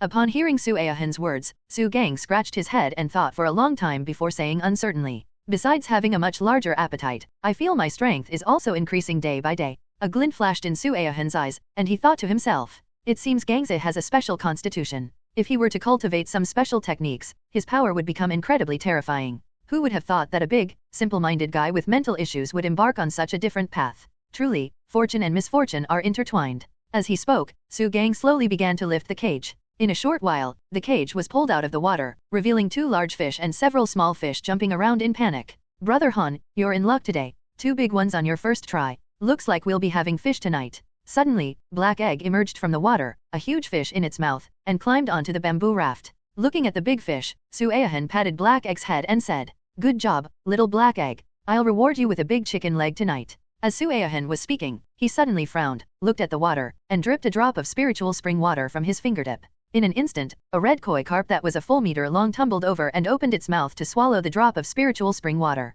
Seeing the koi's body, Su Aohan smiled and murmured, "I didn't expect there to be such a creature in this lake. Not bad, with proper care, we should be able to awaken its intelligence using the art of beast taming." Upon seeing the red koi, Su Gang excitedly said to Su Aohan, "Brother Han, let's go back and get the net. This fish is rare, if we catch it, we should be able to sell it for a good price." Su Aohan shook his head and said, "Gangze, this kind of fish isn't common. Let's leave it here, consider it fate." As he spoke, Su Aohan placed his hand in the water, and the red koi reappeared, taking Su Aohan's finger into its mouth and continuously swallowing the spiritual spring water on it. Su Gang, witnessing this scene, exclaimed in surprise, "Wow, is that amazing? Such a round mouth. Come on, Hanji, let me try it." But when Su Gang put his hand in the water, the red koi carp were immediately frightened away. "Brother Han, what's going on? What happened? The problem lies in your hands. Su Gang stared at his hands for a long time, then suddenly shouted. Brother Han, I know, it's because my hands are too big, right? My fingers are thick, and my skin is too dark. The Koi don't like that, do they?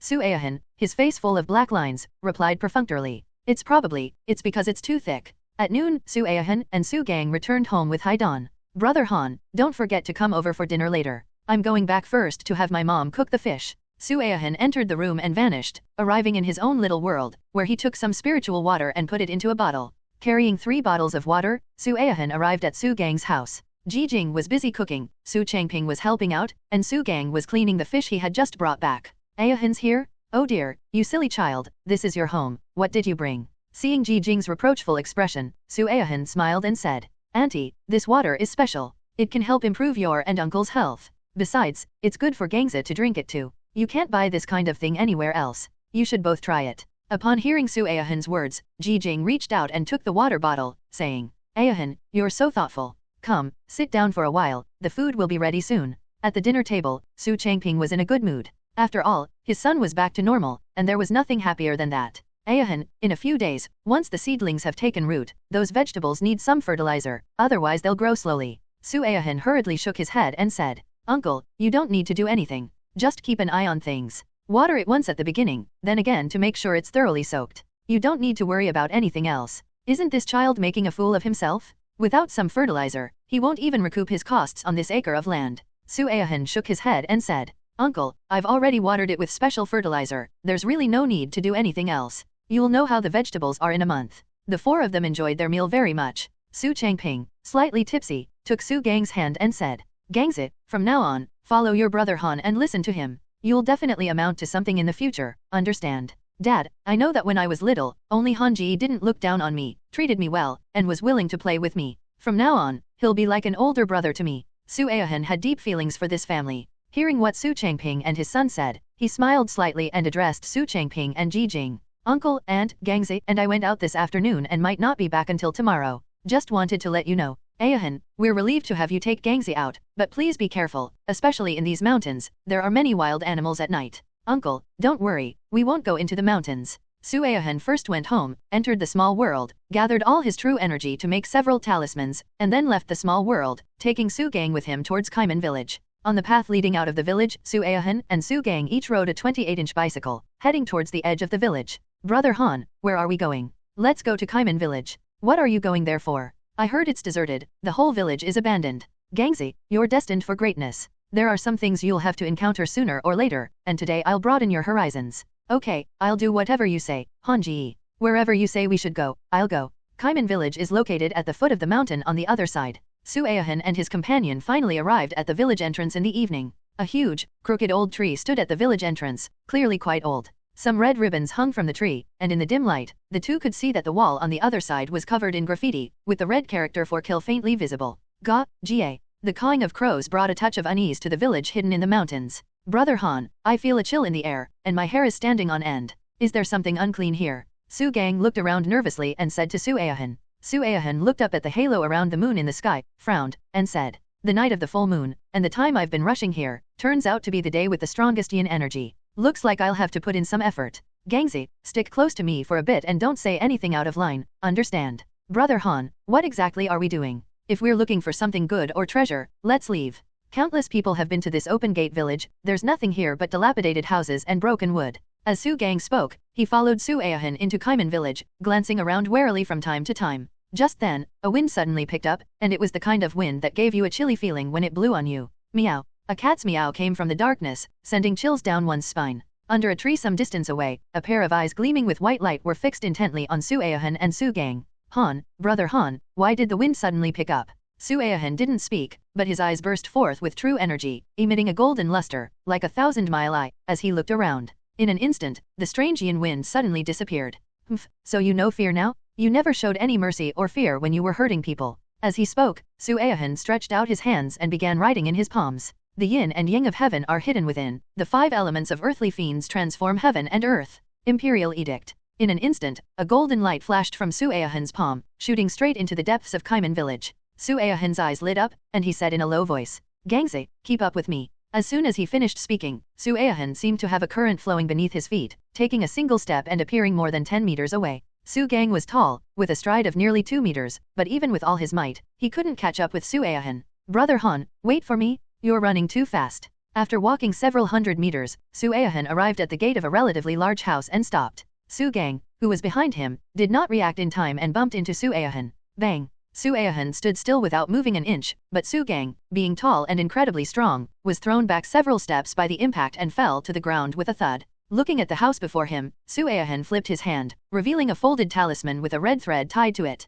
He handed it to Su Gang, who was getting up behind him, and said, "Wear it around your neck, don't take it off." After speaking, Su Aohan carefully looked around. With a dragon's pool in front and a tiger's den behind, surrounded by malevolent forces on both sides, it's definitely a place where yin energy converges. Looking at the paper packet of yellow talismans folded into a bundle in his hand, Su Gang hung it around his neck, glanced around, and whispered, "Brother Han, why are you giving me this? When did you learn all this? Can you even play the trumpet? Gangzi, keep your mouth shut and stick close to me. There's a ghost here, and tonight the moonlight is gathering yin energy, making this ghost 3 times more ferocious than usual." Su Aohan's words made Su Gang, a burly man nearly 1.9 meters tall, tremble. He looked around fearfully and said, "Brother Han, don't scare me. I'm not afraid to hit people, but I can't beat this ghost. Let's go." Seeing Su Gang looking around in fear, Su Aohan smiled and said, "Don't worry, Gangzi. You'll encounter something different sooner or later. I'm just bringing it forward today. With the talisman I gave you, no matter how powerful that ghost is, it can't do anything to you for now.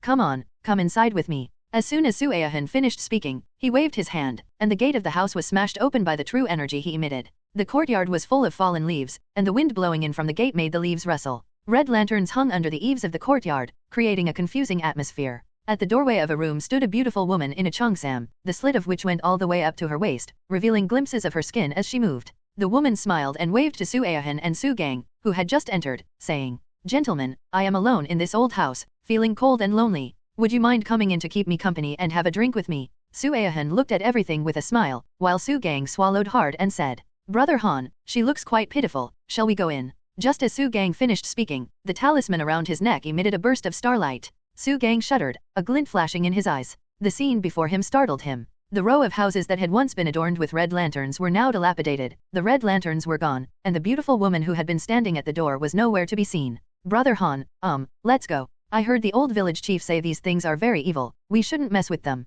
Su Aohan said calmly. "Gangzi, are you scared?" I'm not scared at all. If you're not scared, could you please get off me first?" At this moment, Su Gang's burly body was hanging directly on Su Aohan, his legs tightly wrapped around Su Aohan, looking around in terror. Upon hearing Su Aohan's words, Su Gang blushed, jumped off Su Aohan, and said somewhat awkwardly, I wasn't scared, it was just uncontrollable." Su Aohan patted Su Gang on the shoulder and said, "Don't be afraid, stay here and don't run around."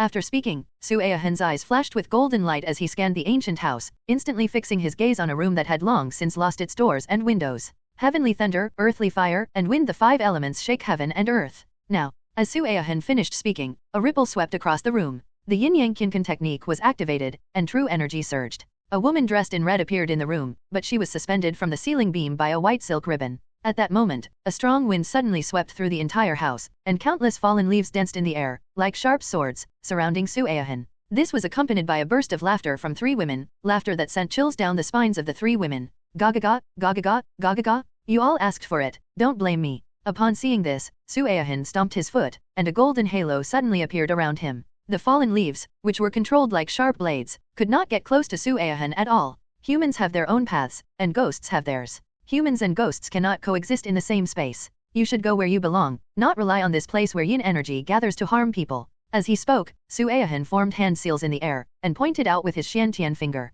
A streak of light flashed and struck the female ghost. Instantly, a scream echoed throughout the entire Kaiman village, sending chills down everyone's spines. The Xiantian finger originally belonged to the category of martial arts and had no effect on attacking the soul. It was only due to the special nature of Su Aohan's yin-yang Qian-kun technique and his mastery of Taoist supernatural powers that it came into play. A chilling wind swept through the courtyard, and the temperature plummeted. The female ghost vanished from the room, leaving behind only her screams. "You stinking Taoist priest, you're so young yet possess such cultivation? You've even mastered Taoist techniques. If I absorb your vital essence, I'll break through to a new realm, becoming a ghost general or even a ghost king in no time." Gaga gaga gaga. Meanwhile, Su Gang was looking around in the distance when suddenly an extremely cold aura rushed over. Just as it was about to touch Su Gang's body, the talisman given to him by Su Aohan on his neck emitted a dazzling light. Sizzle. With a scream, the chilling aura was flung away. Before long, seductive voices came from all directions, sending chills down one's spine and making one uneasy. Brother, you're hurting me, how can you be so heartless? He, little brother, my legs are sore, can you give me a massage? Ha ha ha ha. The sounds coming from all around instantly transported Su Aohan into a dreamlike state. Here, there were all the illusions formed from the desires in Su Aohan's heart, his deceased parents, the Luo family father and son whom he had tormented to death, and the scene of him peeping at girls bathing when he was a child. Su Aohan's consciousness was slowly sinking into it. At that moment, Su Gang, who was not far away, was strangely unaffected. He heard the eerie sound waves emitted by the soul, but he did not experience any illusions. This was because Su Gang's previous brain disease had left him without any desires in his mind. This was undoubtedly an extremely high level of soul, a realm that even ordinary cultivators would find difficult to reach. Su Gang saw Su Aohan in the distance acting as if possessed, making strange movements from time to time. He rushed towards Su Aohan while shouting loudly, "Brother Han, what's wrong?" Just as Su Gang rushed to Su Aohan's side, a phantom image crashed into Su Gang again. The talisman flashed with golden light once more, and the phantom image was blasted away, letting out a miserable scream. At the same time, the talisman Su Gang was wearing around his neck turned into ashes and scattered in the air. Su Gang's enormous hand slammed directly onto Su Aohan's shoulder. "Brother Han, wake up." Su Gang's slap jolted Su Aohan, who was lost in desire, back to reality. Su Aohan looked on with lingering fear, and his back was covered in sweat, soaking his clothes. Su Aohan looked up and his expression changed drastically. He shoved Su Gang aside and struck out with one hand that emitted a golden glow. This is a Taoist palm technique that Su Aohan learned in the small world, specifically used to subdue evil beings. Although Su Aohan only learned the first palm, it was enough to deal with the evil being in front of him. Dao Qi 5 Elements Palm. Bang! Su Aohan's palm struck the void, but it seemed to hit a solid object, producing a muffled sound. Su Aohan took 3 steps back, and the female ghost in red appeared in the air. This was Su Aohan's first encounter with something like a soul. Firstly, he had absolutely no experience with it, and secondly, he only had a superficial understanding of Taoist techniques. With his cultivation at the innate realm, it would be very difficult for him to completely suppress this ghost. Thinking of this, Su Aohan formed a hand seal, and a majestic voice came from his mouth. Heaven has 3 treasures, the sun, the moon, and the stars. Soaring to the heavens and earth, it startles even ghosts and gods. If there are malevolent spirits or evil demons, the stars are all in my grasp. As soon as he finished speaking, a 9-story tower suddenly appeared in Su Aohan's hand, spinning rapidly into the air and growing larger as it went. The first floor of the 9-story demon-suppressing tower emitted a golden glow, instantly illuminating the entire old house. At this moment, all the yin energy in the entire Kaiman village converged towards the 9-story pagoda. The female ghost in the shadows also revealed herself, looking at the pagoda in the air with terror, her body uncontrollably drifting towards the 9-story pagoda. What kind of magical artifact is this? No, Taoist priest, please spare me. I beg you, please spare me. You come from where you should come, and you should go where you should go, instead of hiding in the mortal world harming people. As Su Aohan finished speaking, the female ghost was taken into the first floor of the 9-story pagoda. A flash of starlight appeared, and the female ghost instantly transformed into a wisp of pure energy in the world, going to where she was meant to go. The moment the female ghost was taken away, the temperature in the entire house instantly rose, the previous chill was gone, replaced by the warmth of early summer. Su Gang stood at a distance, dumbfounded, staring at the scene before him. The 9-story demon-suppressing tower that had grown larger in the air made him feel like he was dreaming. After a long while, he swallowed hard and said, "Brother Han, you can catch ghosts." Su Aohan retrieved the 9-story demon-suppressing pagoda, turned around, and said with a smile, "Gangzi, do you want to learn?" Gulp. After swallowing hard, Su Gang said excitedly, "I want to be as good as Brother Han." "Alright, I'll teach you the basics first. Once you're thoroughly familiar with them, I'll teach you the real skills." As he spoke, Su Aohan pointed a finger at Su Gang's head. Starlight flashed, and Su Gang's mind was filled with explanations and precautions about body tempering and qi-gathering cultivation methods. Reaching up to touch his head, Su Gang looked up at Su Aohan in shock and said, "Brother Han, are you a god? How did you do that?" Su Aohan shook his head and said, "This world has too many unimaginable things that ordinary people can't even come into contact with. Gangzi, you should know that your body is different from ordinary people, that you have immense strength, so your path is destined to be different from ordinary people. Work hard, but you mustn't tell anyone about this, understand? Don't worry, Hanji, I won't even tell my parents. It's our secret." After speaking, Su Gang leaned close to Su Aohan, pointed to his forehead, and said, "Brother Han, tap here a couple more times. It was so magical just now, tap me a couple more times, let me feel that relief." Su Aohan smacked Su Gang hard on the forehead, looked up at the sky, walked to the steps to the side and sat down, saying, "It's getting late. Let's rest a bit and head home early tomorrow morning." Su Gang also plopped down next to Su Aohan, took out a steamed bun the size of a bowl from his bag, and said, "Brother Han, have something to eat." Su Aohan looked at the steamed bun, which was the size of his head, and felt utterly helpless. His face darkened, and he said with a wry smile, "I already ate at home, and I ate quite a lot, so I'm not hungry at all. Oh, then I'll eat by myself. I'm a little hungry. I'll have 3 steamed buns to tide me over." At this moment, Su Aohan finally understood where Su Gang's terrifying strength came from. At this rate, a family without dozens of acres of land would definitely go bankrupt. The next morning, Su Gang was sleeping soundly with his head sprawled out, while Su Aohan got up early, savoring the atmosphere of the old house, walked out the gate, broke off a branch from under a big tree, and returned to the house.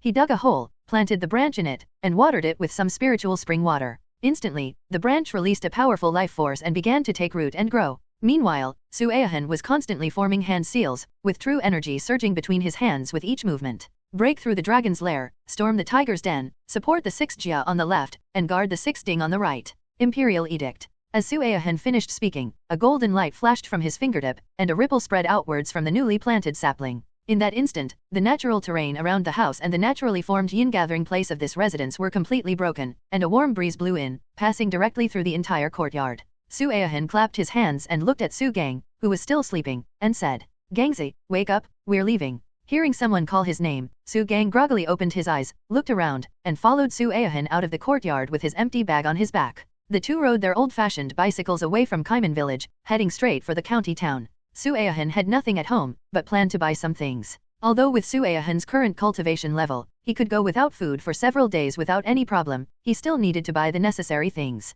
After all, he had not truly reached the state of fasting, and he also needed to entertain guests when they came to visit. The two arrived in front of a supermarket and had just parked their bicycles in the non-motorized vehicle parking space at the entrance, preparing to enter the supermarket, when suddenly a haughty voice rang out. "Hey kid, move your bike. I have nowhere to park it. Hurry up, I'm talking to you too." Su Aohan looked back and saw a car parked next to the bicycle. A man stuck his head out of the car window and yelled at Su Aohan and Su Gang. "What's wrong? Damn it, you two bumpkins. I have nowhere to park my bike, so hurry up and move your two beat-up bicycles somewhere else." Su Aohan glanced at the markings and lines on the ground and said with a smile, "Excuse me, my old bicycle was parked perfectly properly, it doesn't seem to be in your way." "Damn it, you little brat, I'm telling you again, get your two beat-up bicycles out of the way right now, or I'll throw them in the trash can later." Su Gang clenched his fist and was about to rush forward when Su Aohan placed his hand on Su Gang's shoulder, pinning Su Gang's burly body to the spot, rendering him unable to move. "Gangzi, don't be impulsive, let him be. Come on, let's go shopping." After speaking, Su Aohan slightly moved his fingers, and streams of true energy flowed, forming a void talisman in the air. Then, with a flick, an invisible talisman flew out and landed on the two old bicycles. "My car is parked here. If you think it's blocking your way, you can get out and move it yourself." After Su Aohan finished speaking, he led Su Gang directly into the supermarket, ignoring the other party. Seeing Su Aohan go straight into the supermarket, the man angrily got off his car and kicked the bicycle. "Damn it, this piece of junk is such a nuisance." Bang! But a strange thing happened. The old-fashioned bicycle didn't move at all, while the man was thrown back several steps by the recoil and landed hard on his backside. "Ouch!" The man rubbed his numb legs, glanced at the still-standing bicycle with a puzzled look, and muttered to himself, "What happened? Did I lose my balance?" As he spoke, the man came up again, grabbed the back seat of the old-fashioned bicycle, and tried to throw it aside. However, when he tried to pull it, he found that the bicycle wouldn't budge. He tried again, but it still wouldn't move. Those around, witnessing this scene, gathered around, pointing and whispering, "Look at the young people these days, they're all so superficial, they're not even as good as my wife who's over 60. Who says otherwise? He looks like a perfectly fine young man, but he can't even lift a bicycle. I bet he can only manage a minute. He's so weak, I think he'll probably be dead the moment he gets touched. What a pity for this young man." Hearing the surrounding chatter, the man's face turned red. He couldn't understand it either. It was just a cheap bicycle, how could he not lift it? But the fact was right in front of him, no matter how hard he tried, the bicycle wouldn't budge. "Young man, you really need to go buy some goji berries to nourish yourself. You can't go on like this." "Exactly, he's so young and already like this, your wife must have quite a temper, right?" "Young man, are you out of cucumbers at home? I just bought some, want me to take a couple home for you?" The man, mocked by the crowd, angrily yelled at the elderly people nearby. "Are you all just bored out of your minds? Get the hell out of here, or I'll run you over with my car." Seeing the man get angry, the elderly couple became frightened and turned to leave, cursing and swearing. However, as they left, they kept muttering things like how the man was no good, weak, and a real man who only lasted 3 seconds. "Ah!" The man roared and rushed to the side to pick up a stone block on the ground, but when he tried, he found that he couldn't lift it.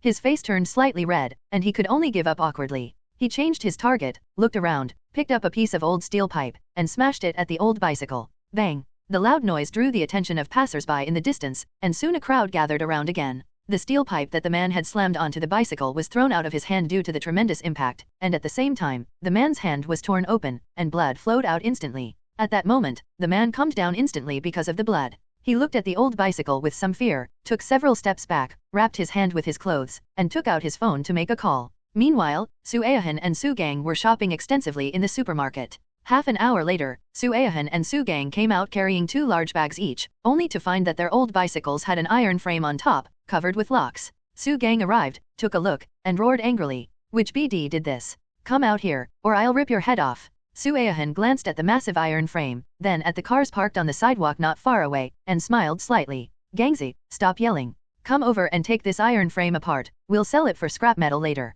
Upon hearing Su Aohan's words, Su Gang put down what he was holding, walked to the iron frame, grabbed it, and his muscles bulged on his arms, which were as thick as his legs. In an instant, the iron frame in Su Gang's hands became as thin as a noodle. In no time, Su Gang dismantled the iron frame into scrap metal and tied it up with steel bars. Passers-by stared in disbelief at the scene, utterly astonished. Wow, my goodness, is this guy a super strongman? What strength? What a powerful physique. If this guy participated in boxing or strongman competitions, he'd definitely win the championship. I've lived for over 60 years and I've never seen anyone so strong. It's unbelievable. Meanwhile, in the car some distance away, the man from before, witnessing this scene, nearly had his eyes pop out of his head. The 3 people in the passenger seat and the back seat also swallowed hard. Boss, the few of us probably can't handle this guy. Yeah, with our small bodies, we'd be broken in 2 if we went up there. Maybe we should just forget about it. The man who had been driving said angrily. Damn, you 4 cowards, you're all such cowards? What are you afraid of? I'll give you 10,000 bucks. The 3 of you go up and take on that big idiot, and the 2 of us will take on the one who looks a bit normal.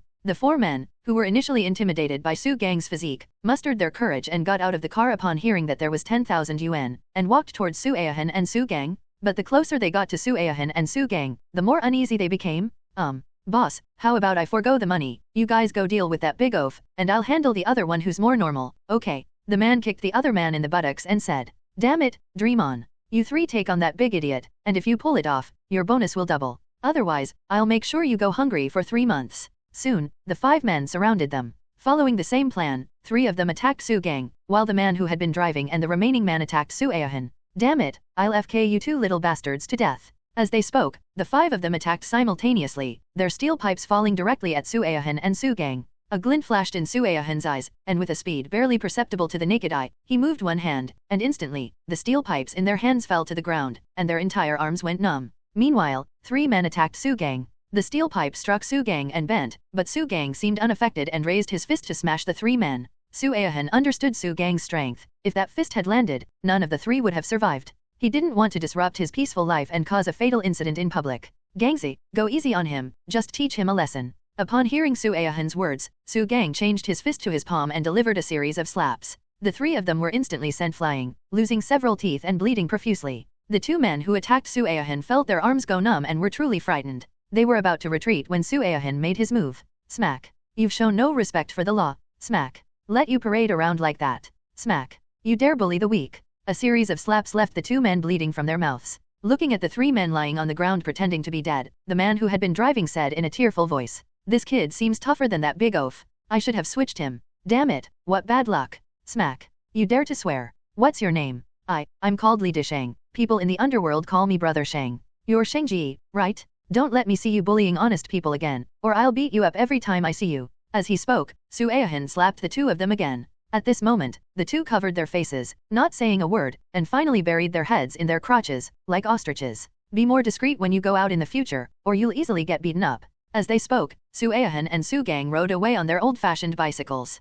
Only then did the surrounding crowd realize what was happening and gasp in surprise. That big guy was really something? He was hit by a steel pipe and he was completely unharmed, the pipe even bent. He must have practiced the iron shirt and golden bell techniques, otherwise how could he be so tough? Sigh, I wonder if this skill can make those hard parts as tough as steel. These 2 are so skilled, why are they still riding those old-fashioned bicycles? You don't understand, this is probably the style of a master. Walking on the road, Su Aohan rode his old-fashioned bicycle as if it were flying, overtaking electric bikes, tricycles, cars, and motorcycles. Su Gang was also chasing after him frantically, speeding along at breakneck speed. Countless cars could only watch in despair, and some even stuck their heads out of their car windows to start exchanging greetings in international languages. Upon reaching the mountain road leading to Nyalang village, Su Aohan slowed down. Seeing this, Su Gang, who was behind him, completely panicked and shouted, "Hey hey hey, why did Hanji stop? Hey, move aside." Bang! The old bicycle crashed to the side of the road, and Su Ao's tall body, over 1.9 meters, flew out and landed headfirst in the muddy ground below the road. "Hey hey hey, why did Hanji stop? Hey, move aside." Bang! The old bicycle crashed to the side of the road, and Su Gang's 1.9 meter tall body flew out and landed headfirst in the muddy ground below the road. Su Gang's massive body was stuck upside down in the mud, his legs thrashing about and his hands flailing, but he couldn't muster any strength. Su Aohan rushed forward, grabbed Su Gang's leg, and easily pulled Su Ao out of the mud. Sizzle! Su Gang's head rubbed against the tight mud, producing a moving sound amidst the mud. "Gangzi, are you alright?" Su Gang's entire head was covered in mud, only my eyes and the teeth I showed when I smiled were white. "I'm fine. This road is really bad. Once I earn money, I'll definitely repair it and widen it so that cars can get through." Hearing Su Gang's words, Su Aohan also spoke up. "Gangzi, have you ever thought that once the road is built, Nyalang village will lose its peace and its beautiful environment, and the mountains and fields will be littered with garbage?" Su Gang paused for a moment, scratched his head, and said, "Brother Han, you're right. Dad told me that in another village in our county, the whole village contributed money to build a road, and the county also contributed money. After the road was finished, they started renovating the village, but the environment was severely damaged. Even a spring on the mountain behind the village dried up. I heard it's no longer producing water. You'll understand better later, Gangze. Go wash the mud off your hair over there, it'll be a problem once it dries." When the two returned to the village, it was almost noon. Su Aohan put away all the things he had bought and put away his own belongings and clothes. At this time, the vegetables and fruits planted in the small yard had grown to about an inch tall, and the whole house instantly came alive. Su Aohan's return excitedly caused Black Egg to pounce on him, circling around him and wagging its tail like an electric fan. Go to the village and find a little female dog." Black Egg had already gained sentience and naturally understood Su Aohan's words.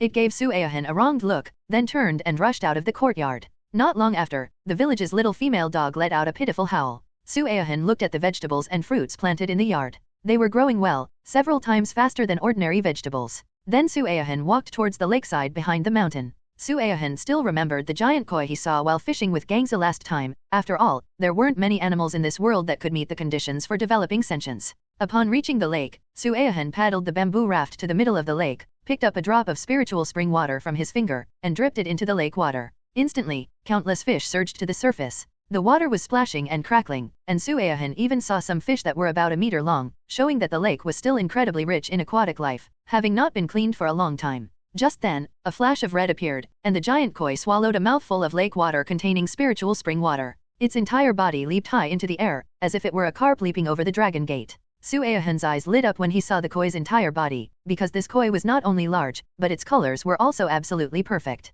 Su Aohan placed his finger in the water, and within a few breaths, the koi appeared and swallowed his finger whole, because the spiritual energy of the spring water emanated from his finger. Seeing this, Su Aohan's eyes flickered with a strange light. He instantly activated his beast taming technique, and invisible streams of energy surged toward the koi. Little by little, Su Aohan noticed a faint thought emerging in his mind. He tried to communicate with it, but it could not respond. Their thoughts and consciousness are just beginning to form. Once they become more solidified, they will be able to engage in simple communication. As he spoke, Su Aohan took out some more spiritual spring water and poured it directly into the koi's mouth. The koi carp, having received the spiritual spring water, leaped up joyfully, darting around Su Aohan several times before disappearing from the lake's surface, vanishing without a trace. Once we've digested all that spiritual spring water, we should be almost done. This lake is quite a nice place, with beautiful scenery. Why don't we build a house here and lease the lake as well? Enjoying nature would be extremely helpful for cultivation. Without hesitation, Su Aohan went straight to the old village chief's house. As soon as he entered, he saw the old village chief, his wife, son, and daughter-in-law having dinner.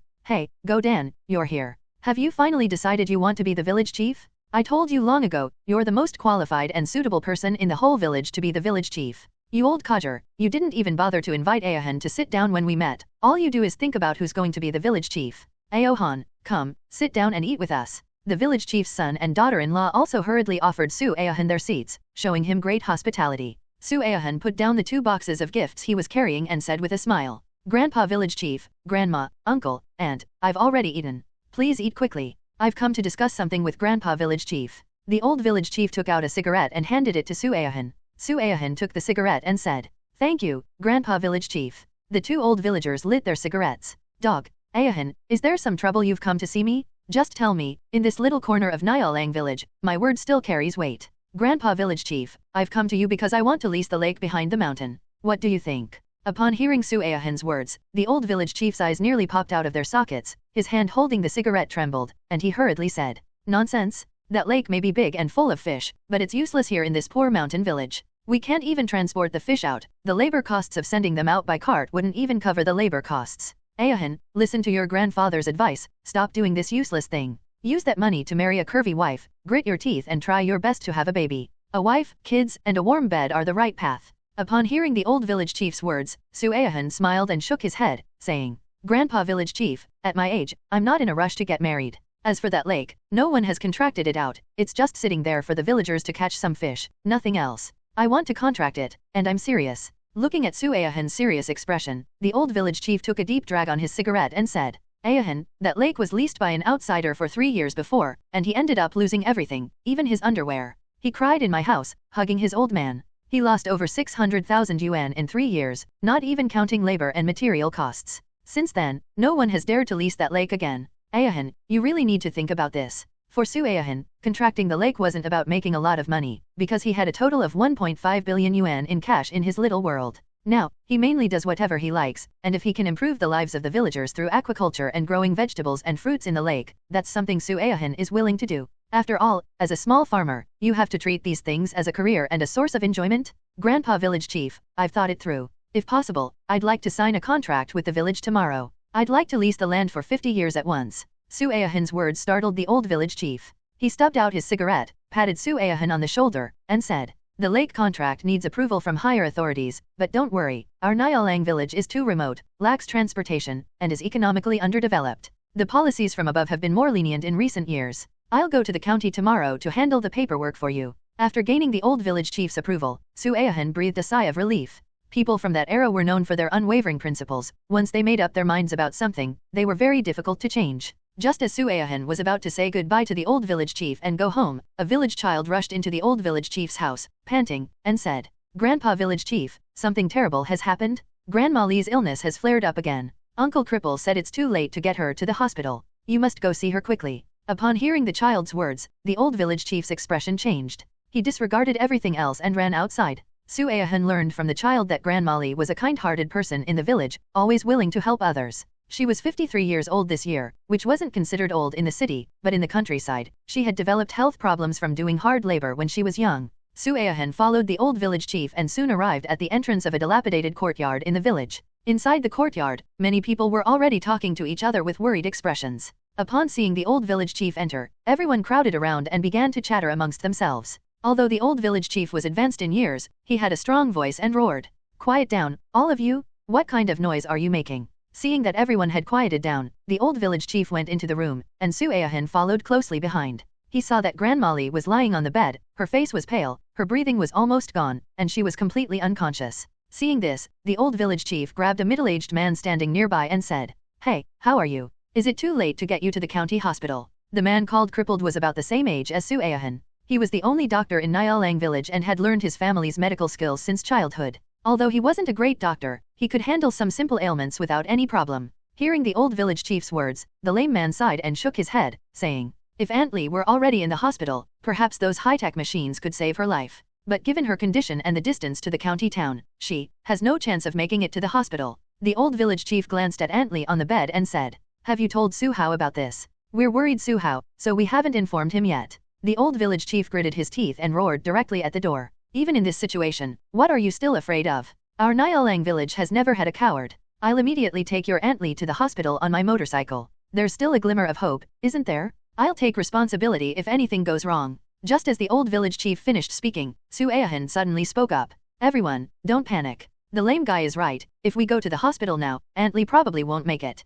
Let me try. Su Ayahan's voice instantly silenced the surroundings. The old village chief stared at Su Ayahan and said, Ayahan, this is not the time for jokes. Don't make things worse, or your Aunt Li might be gone. As Su Ayahan walked to Aunt Li's bedside, he said, Grandpa village chief, do you think I would joke about someone's life? Don't worry, Aunt Li will be able to go back to work in the fields soon. As he spoke, Su Ayahan used his pocket as a cover to reveal a cloth bag containing silver needles in his hand. Seeing this, the old village chief and the villagers didn't think much of it. They were just curious how Su Aohan knew medicine. Only the lame man, who had been a traditional Huxia medicine practitioner since childhood, almost had his eyes pop out when he saw the silver needle Su Aohan took out. In his excitement, he shouted out, "Holy crap!"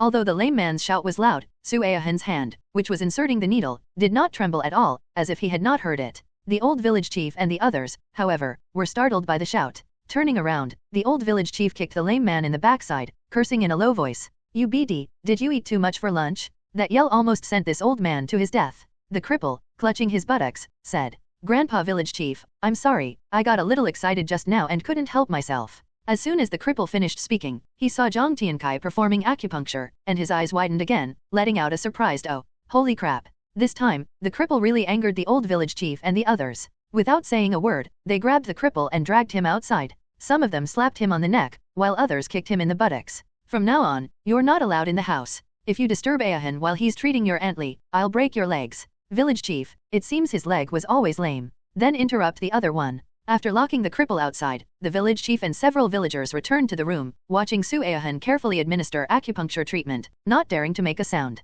Just then, the lame man outside climbed onto the window and, with his rear end sticking out, carefully watched Su Aohan's technique. Just then, Su Aohan waved his hand, and the 3 silver needles stuck in Aunt Lee's body started moving on their own, emitting a buzzing sound, with wisps of mist slowly rising from them. This scene shocked the cripple once again. As a traditional Huxia medicine practitioner, he knew many things that others did not, and he also vaguely knew about the magical existence of ancient Huxia medicine. So, the cripple couldn't help himself again out of shock, letting out a loud whoa that echoed throughout the entire courtyard. "Holy crap!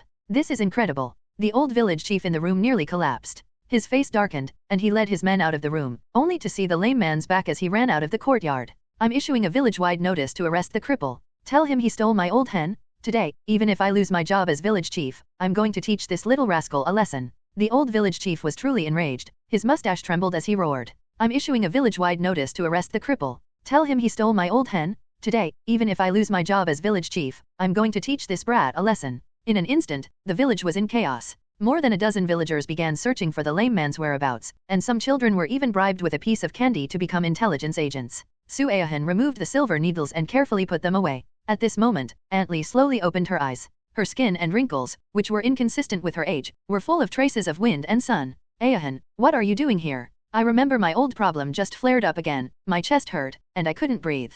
"Aunt Lee, it's all right now. You don't need to worry about your old ailment flaring up again. You should get some rest. I'm going back now." On his way home, Su Aohan saw the cripple being dragged by several villagers towards the village committee. Upon seeing Su Aohan, the cripple shouted loudly, "Aohan, save me! I want to become your disciple. You can't abandon me. Everyone come out and see. Grandpa village chief is going to hit someone. Help." Watching this scene, Su Aohan smiled and murmured, "After all these years, the atmosphere in the village is still so good, it hasn't changed at all. Everyone is like one family, it's wonderful." If the cripple found out what Su Aohan was thinking, he'd probably want to strangle him. When Su Aohan returned home, he saw Blackie riding on the back of a big yellow dog in the village, shaking his butt incessantly. Faced with this scene, Su Aohan rolled his eyes and said, "Can't we find a secluded spot?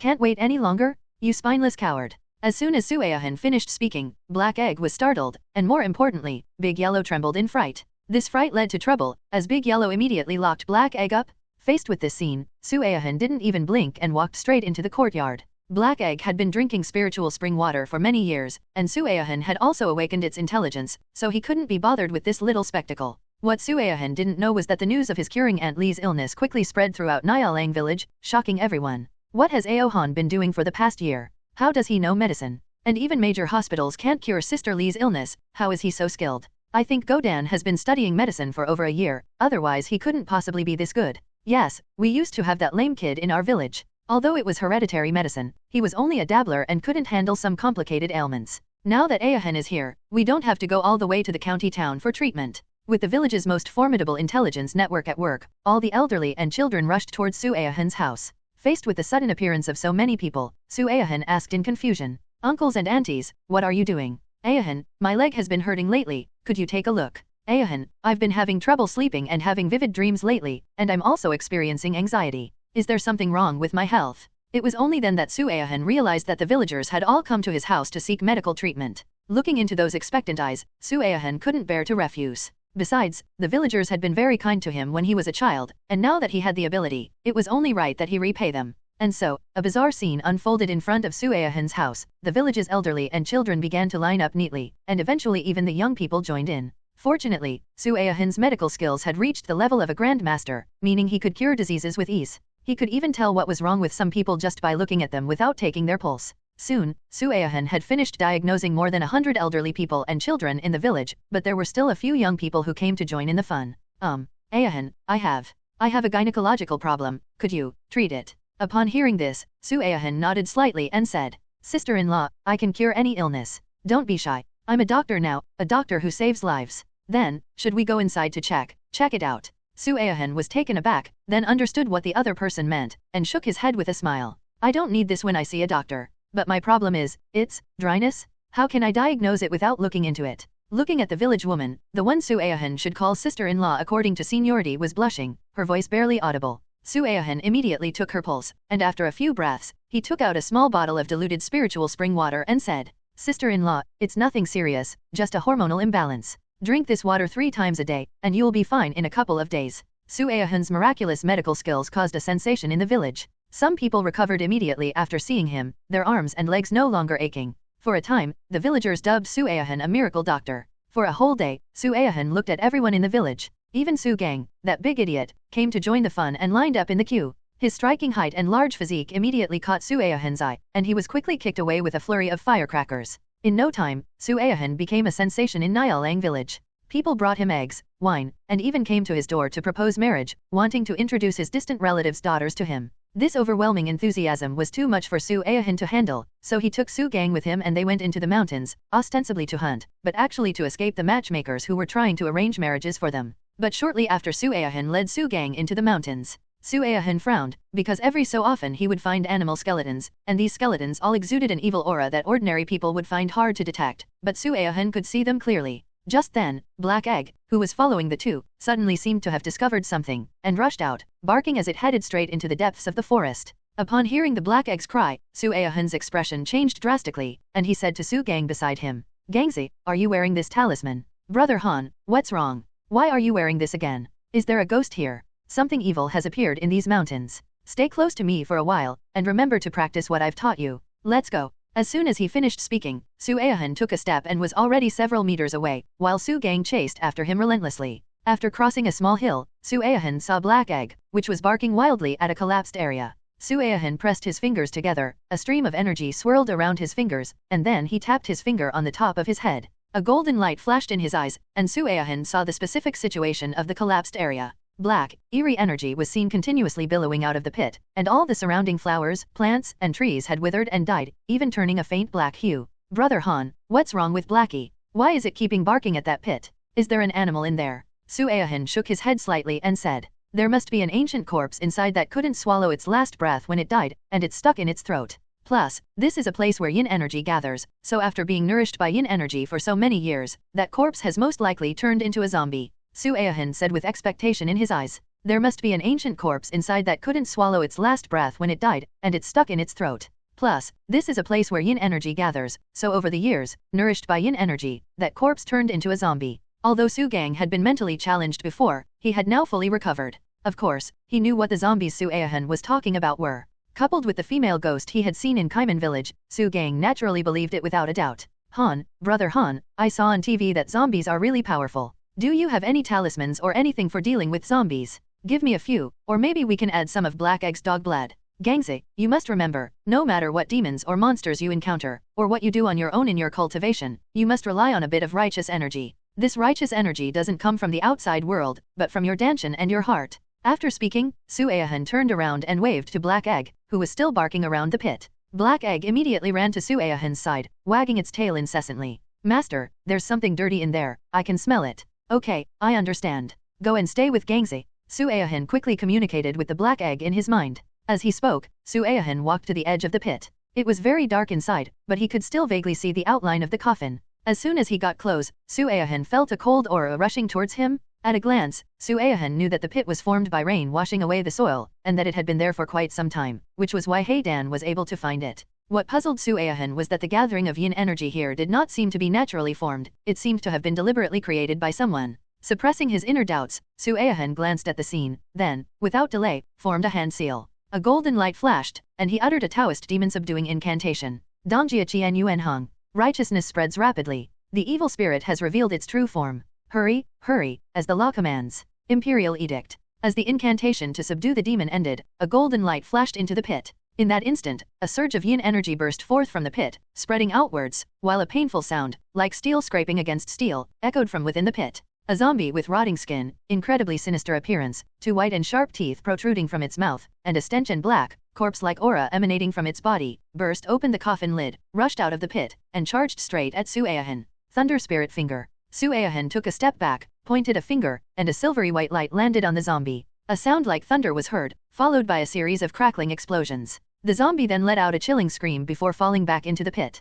Similarly, the zombie's terrifying defense and powerful strength forced Su Aohan to retreat several steps. This was also due to Su Aohan's low cultivation level. Facing such a painless evil creature, Su Aohan's strength and physical body were still lacking. Only the spells he had learned could restrain it. At this moment, Su Aohan clenched his fist, looked around, and frowned slightly. But he didn't think much of it and looked at Su Gang not far away, saying, "Gangze, this is the weakest of the zombies, called a cadaver. Its characteristics are great strength and a stiff body. It uses corpse poison to attack its targets. Remember, your physical body is strong, and strength is your forte. In your future cultivation, you must internally preserve your yang energy and externally transmit the dragon and elephant techniques. To slay demons and monsters, you must use the yin and yang of heaven and earth to mobilize the power within your body." Although Su Gang was a little confused and didn't quite understand, he still firmly remembered Su Aohan's words and nodded. "Brother Han, I understand." Su Aohan smiled and nodded, pointing a finger into the pit. A silver arc of light shot into the pit, and then Su Aohan made a fist gesture. Instantly, the miserable scream, like steel scraping against steel, stopped abruptly. The yin energy inside the pit began to dissipate, and the previous cold feeling disappeared. At this moment, Su Aohan's fingers danced in the air. After a flash of light, seal. Golden runes covered the coffin in the pit and disappeared. Su Aohan swayed slightly, a bead of sweat on his forehead. The previous move had exhausted too much of his internal energy and mental strength. After calming his inner energy, Su Aohan made a grabbing motion towards a huge rock in the distance. Instantly, the rock flew over and landed steadily on the pit. Su Aohan had already sealed the tomb using Taoist sealing techniques. This boulder was not only there to suppress the pit, but its appearance also altered the terrain, disrupting the accumulation of yin energy and preventing the area from gathering large amounts of yin energy. Su Aohan had previously discovered that the gathering of yin energy here seemed to have been influenced by human intervention. This was what worried Su Aohan. After all, a sorcerer who had not followed the righteous path was more dangerous than an evil ghost or a zombie. If the other party had some kind of conspiracy, countless people would suffer. Seeing the huge rock fly into the air, Su Gang excitedly rushed to Su Aohan's side and said, "Brother Han, what was that move you just used called? Was it the dragon capturing skill they talk about on TV? Could you teach me?" Seeing Su Gang's excited expression, Su Aohan snapped out of his reverie, smiled, and shook his head, saying, "If you can cultivate the technique I taught you before to the 3rd level, you will be able to do all of this, understand?" Su Gang said happily, "I understand. So, you're cultivating internal energy? Don't worry, Brother Han, I'll definitely reach the 3rd level soon." The two people and their dog spent the whole day wandering in the mountains, and only left when the sun was about to set. Su Aohan declined Su Gang's invitation to come to his house for dinner, citing an upset stomach, and went straight home. Upon returning home, Su Aohan vanished from the spot and entered his own little world. Sitting cross-legged, Su Aohan waved his hand and a 9-story pagoda appeared, but only the first floor of the pagoda shone brightly, while the other 9 floors were all grey. Su Aohan moved his hands, and a zombie-like aura appeared in his palms, rushing straight towards the pagoda. Zhang Tiankai then began forming hand seals, and streams of light appeared. Mysterious and unpredictable auras also began to emanate from the pagoda, resonating with Zhang Tiankai's own aura. Heaven is virtuous, sending down sweet rain to nourish all things. The earth possesses virtue, producing the 5 grains to nourish all living beings. When heaven and earth emerge, the world is at peace. Open. As Su Aohan finished speaking, something seemed to be unlocked within the first level of the 9-story pagoda, and a ray of light appeared, giving people a feeling like a late spring breeze. "We've finally broken the seal on the first layer completely. I wonder what powerful abilities this fully opened first layer possesses." As he spoke, Su Aohan formed hand seals, and the 9-story pagoda rapidly expanded. The first story emitted a dazzling glow, and a powerful aura appeared around the pagoda. As the aura surged, a powerful suction force appeared, instantly enveloping an area of several hundred meters in radius. Su Aohan quickly stopped, and the pagoda rapidly shrank back into his hand. One layer can suppress evil spirits and prevent them from causing harm to the human world. This fully opened first level can actually convert evil spirits in the world, eliminate their malevolent energy, and allow them to re-enter the cycle of reincarnation. It seems this 9-story pagoda is far more powerful than I imagined. The first story alone is enough to guide evil spirits into reincarnation. What about the second, the third, the ninth story? Thinking of this, Su Aohan couldn't help but feel a chill. A thought suddenly occurred to him: this small world, including everything Su Aohan obtained within it, and that cultivation technique, was definitely not an ordinary thing. What secret lies behind this? After putting away the 9-story pagoda, Su Aohan entered into cultivation. He quickly entered a meditative state, and the spiritual energy in his small world frantically converged towards him, soon forming a huge funnel-shaped vortex. Su Aohan has been cultivating the yin-yang Qinkan technique in this small world for almost 5 years now. Although he has only reached the 2nd level, he is well aware of the power of this technique and the Taoist arts he has gradually mastered. His combat strength cannot be measured by the standards of martial arts in the real world. Su Aohan has been cultivating the yin-yang Qinkan technique in the small world for about 5 years. Although he has only reached the 2nd level, he knows that the power of this technique cannot be measured by the martial arts realm in reality. Since Su Aohan came into contact with this mysterious little world some time ago, coupled with the tremendous changes he experienced after cultivating, and the zombies in the deep mountains, Su Aohan understands that there must be many incredible things in this world, waiting for him to discover them little by little. Su Aohan spent the entire night cultivating in his own little world until the village roosters crowed in the morning before he came out.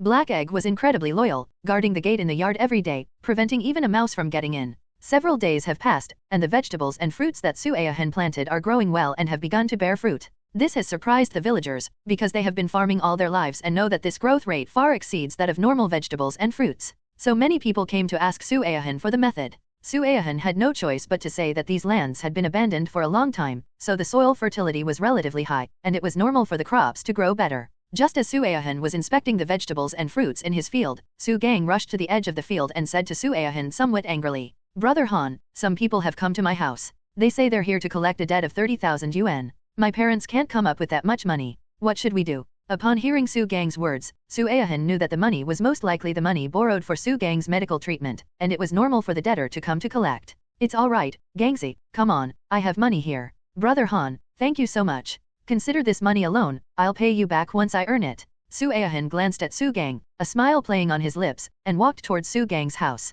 At Su Gang's house, Su Changping and Ji Jing, looking worried, said to the 2 men sitting in chairs, "Gentlemen, I really don't have any money right now. Could you hold on to that 30,000 yuan for now? I'll pay you back as soon as I have the money." "Bullshit. That's not what you said when you borrowed the money. You risked one of your kidneys for 30,000 yuan before we lent it to you. We still have the contract. Damn it, even cars can't get into this godforsaken place. We had to walk all the way here. Today, you not only have to pay us back, but you also have to give us a 5,000 yuan red envelope as a reward for our hard work. Stop talking nonsense. I'm giving you 2 choices today, either pay me back immediately, a total of 100,000 yuan including interest, or come with us to have a kidney removed, and that will settle things. Otherwise, I'll burn this dilapidated house down to the ground today." Such arrogance? Do you think you can bully us because there's no one in Niaolang village? I'll see how you manage to burn this house down today. A cold voice came from the doorway, and Su Aohan walked in. Su Gang, who was behind him, heard what the 2 had just said and was about to rush up and attack them. Su Aohan placed one hand on Su Gang's shoulder and said,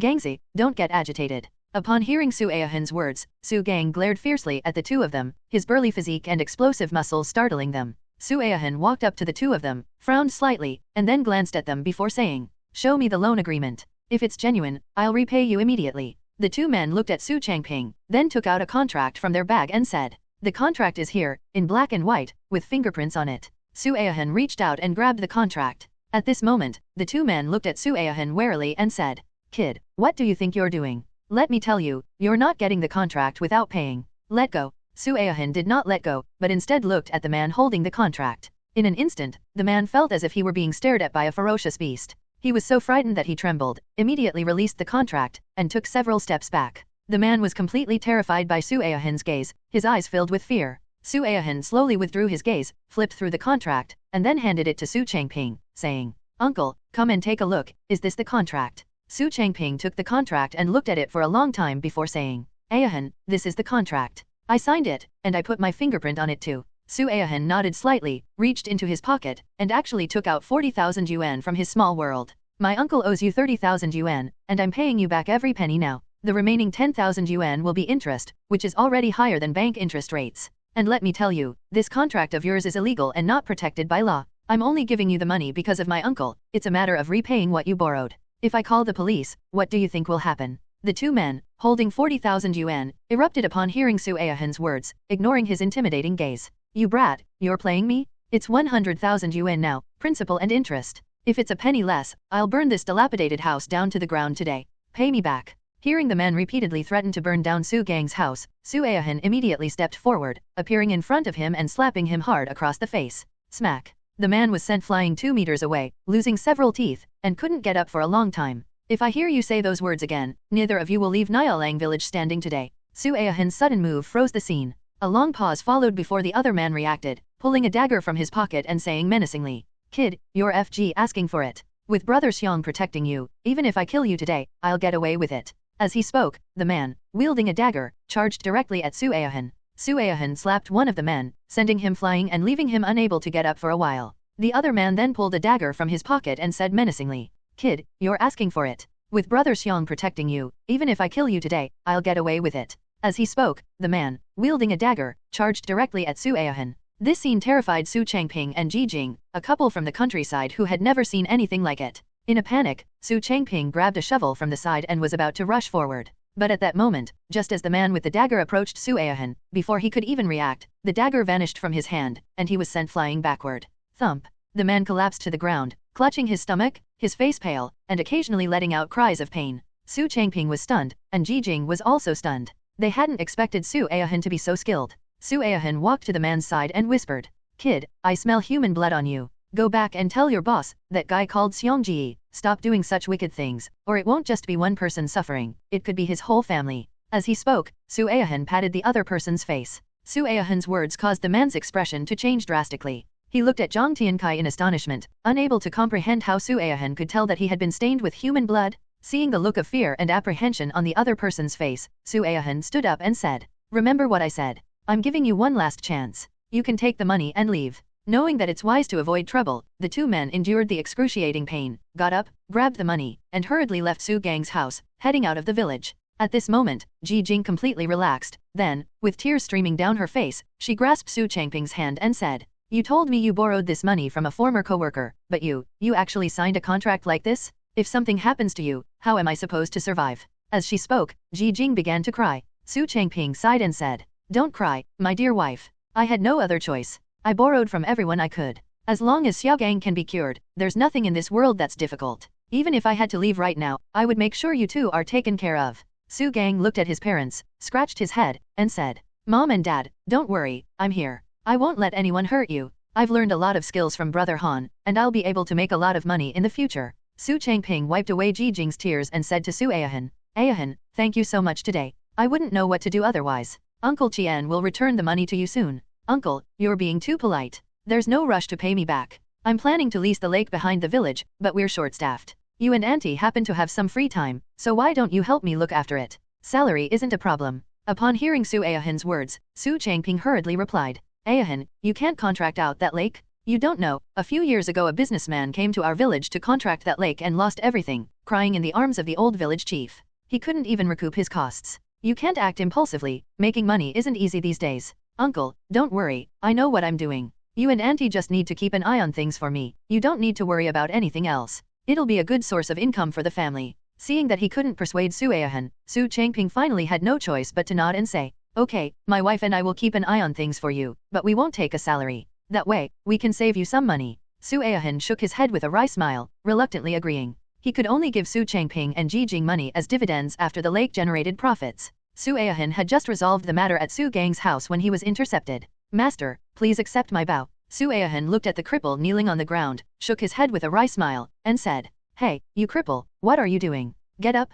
If the village elders see this, they'll break my leg. No, if you don't accept me as your apprentice, I won't get up today. I want to learn medicine from you." Just then, the old village chief staggered over and, seeing this scene, hurriedly came over and said, "Aohan, cripple, what are you doing?" Su Aohan said helplessly, "Grandpa village chief, brother cripple insists on becoming my apprentice, and he's even kneeling on the ground? What do you say to that?" Su Aohan originally wanted the old village chief to persuade the cripple, or even just have someone take him away, but to his surprise, the old village chief's eyes lit up as soon as Su Aohan finished speaking. "It's rare for a cripple to have such ambition, that's a good thing. Aohan, you know his family has a long history of traditional Huxia medicine, so his foundation is quite solid. He'll definitely learn medicine quickly. You should take him on as a student. That way, our Nialang village will have 2 renowned doctors, which will surely make us famous throughout the surrounding villages." Upon hearing the old village chief's words, Su Aohan was both amused and exasperated, and could only continue speaking. Grandpa Village Chief, I'm still so young. I don't want to take on apprentices, but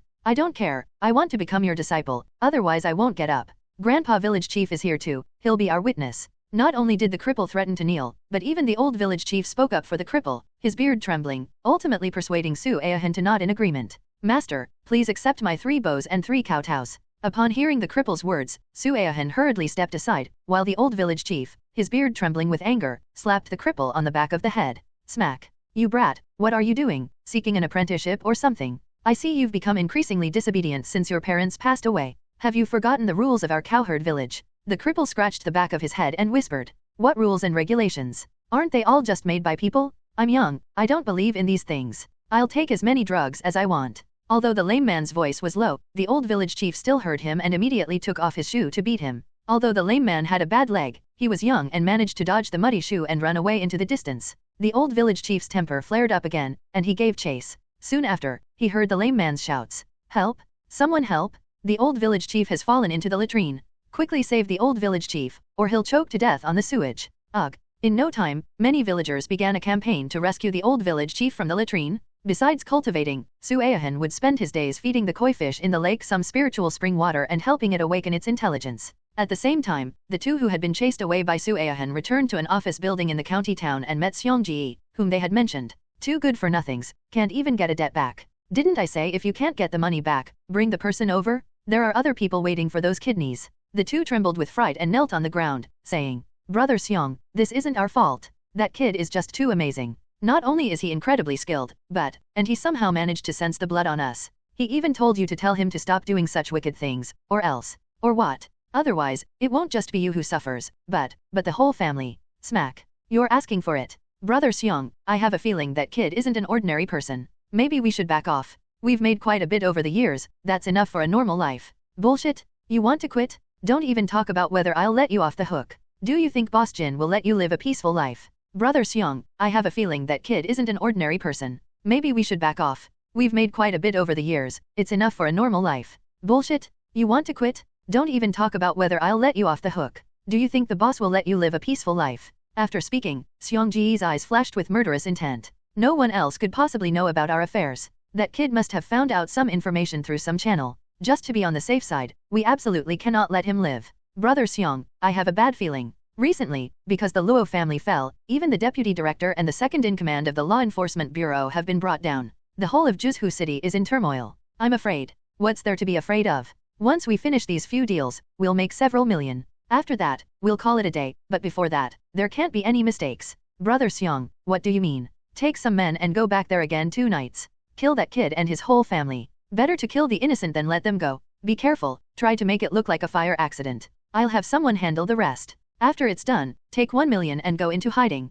Come back when things have calmed down. A dark and windy night is the perfect time for murder and arson. The villagers of Nyalang village go to bed early at night, and the occasional bark of a dog can be heard. Su Aohan was having dinner at Su Gang's house, drinking with Su Gang and Su Changping, when suddenly Haidon ran in and barked twice at Su Aohan. Su Aohan understood what Haidon meant, frowned, and waved for Haidon to leave. Brother Han, what's wrong? It's all right, come on, keep drinking. Uncle, let me toast you. Before long, Su Changping was a little drunk. Su Aohan asked Su Gang to take care of Su Changping, and then got up and left Su Gang's house, heading towards a grove of trees at the village entrance. Hidden in the woods were Seongji's men, 4 of whom were hiding there. Boss, there are a lot of dogs in the village. If we go this way, they'll definitely bark, and if we disturb the villagers, we'll be in big trouble. I think we should go around in a circle. Lie. Stop talking, it sounds like someone's coming. The group hid quietly in the woods, unaware that Su Aohan was already standing behind them. You two have brought men to Cowherd village so late at night. Don't tell me you're here to ask for money. In the pitch-black night, the group was already on edge when a voice suddenly came from behind them.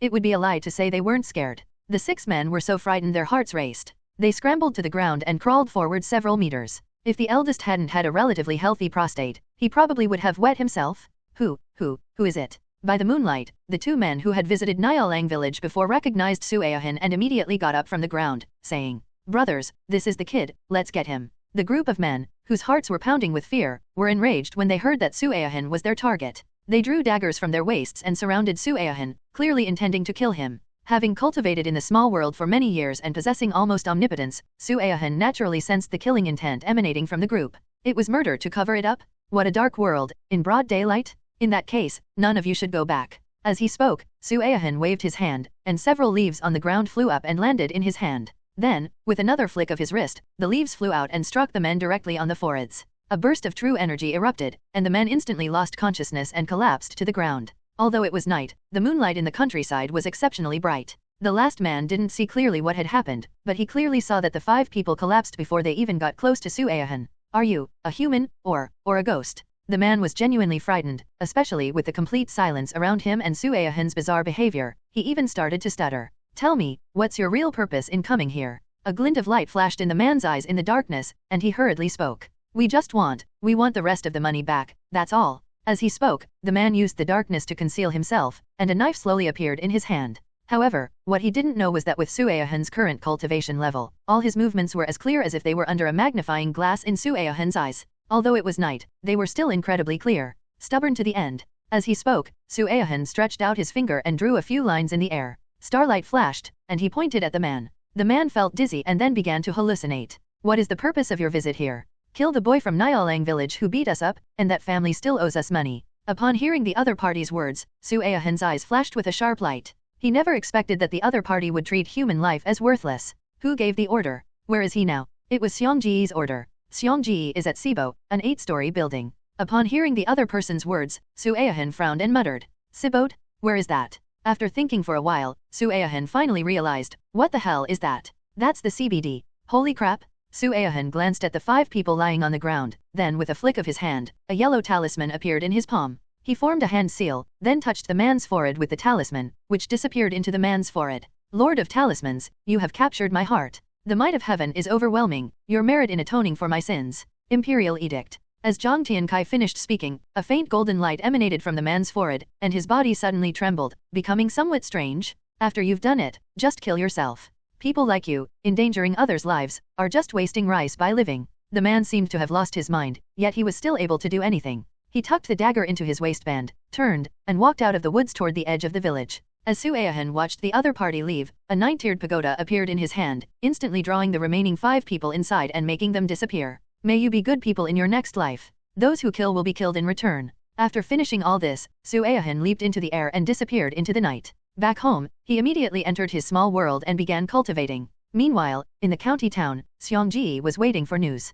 People like him, who were involved in the black market industry, were risking their lives and were ready to flee at any moment. As time went by, Xiongji felt increasingly uneasy. According to the schedule, regardless of success or failure, news should have arrived by now. In that instant, a hint of worry flashed in Xiongji's eyes. He picked up his phone, abruptly stood up, and strode towards the door. Just then, a knock sounded at the door, causing Xiongji to immediately stop opening it. He then stepped back to the table before speaking. Who? Brother Xiong, it's me? Hearing the noise outside the door, Xiongji let out a long sigh of relief and immediately started cursing. Damn it, couldn't you have sent a message beforehand? How did things go, you bastards? Don't come back this time, your brains are full of shit. The man walked in and stood blankly in front of Xiongji. Xiongji noticed something amiss when he saw the man's face, and frowned, saying, What's wrong? Why that expression? Smack. Damn it, are you mute? Speak up, FK. Xiong slapped the man across the face, cursing as he walked toward the desk. Just then, the man suddenly pulled out a dagger from his waist with a blank expression and stabbed Xiongji directly in the lower back.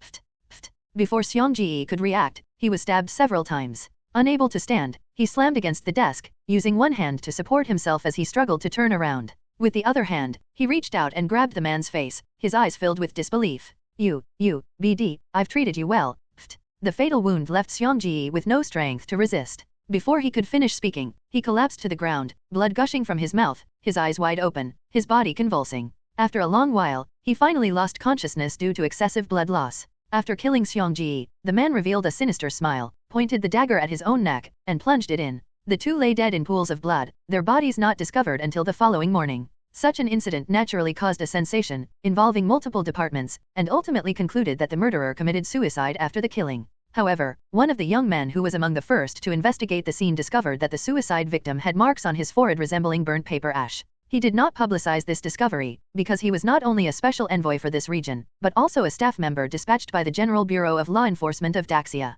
Each region has personnel directly assigned to the Kyoto Enforcement Bureau, one purpose being to report special incidents occurring in each area, and the other being to supervise the law enforcement personnel of the local enforcement bureau. The man then reported this scene directly to the Kyoto Enforcement Bureau. The Huaxia Law Enforcement Bureau is the central agency of the Huaxia Law Enforcement Bureau, a very powerful department. In particular, all strange incidents occurring in various parts of Huaxia must be reported to the Law Enforcement Bureau. In an office within the Kyoto Enforcement Bureau, several people were gathered together. What are your thoughts on this? These are minor matters that can be handled by our subordinates. We need to immediately send people to the border. Recently, foreign forces have been operating covertly more frequently. If this continues, the cover-up will break, and everyone will find out. If outsiders were present and overheard their conversation, they would certainly be very curious. Given these people's status, what could they possibly be afraid of hiding? Wait, let's leave this to the special task force. We can't afford to be distracted right now. The group paused for a moment, then seemed to realize something and nodded, saying, "That's right.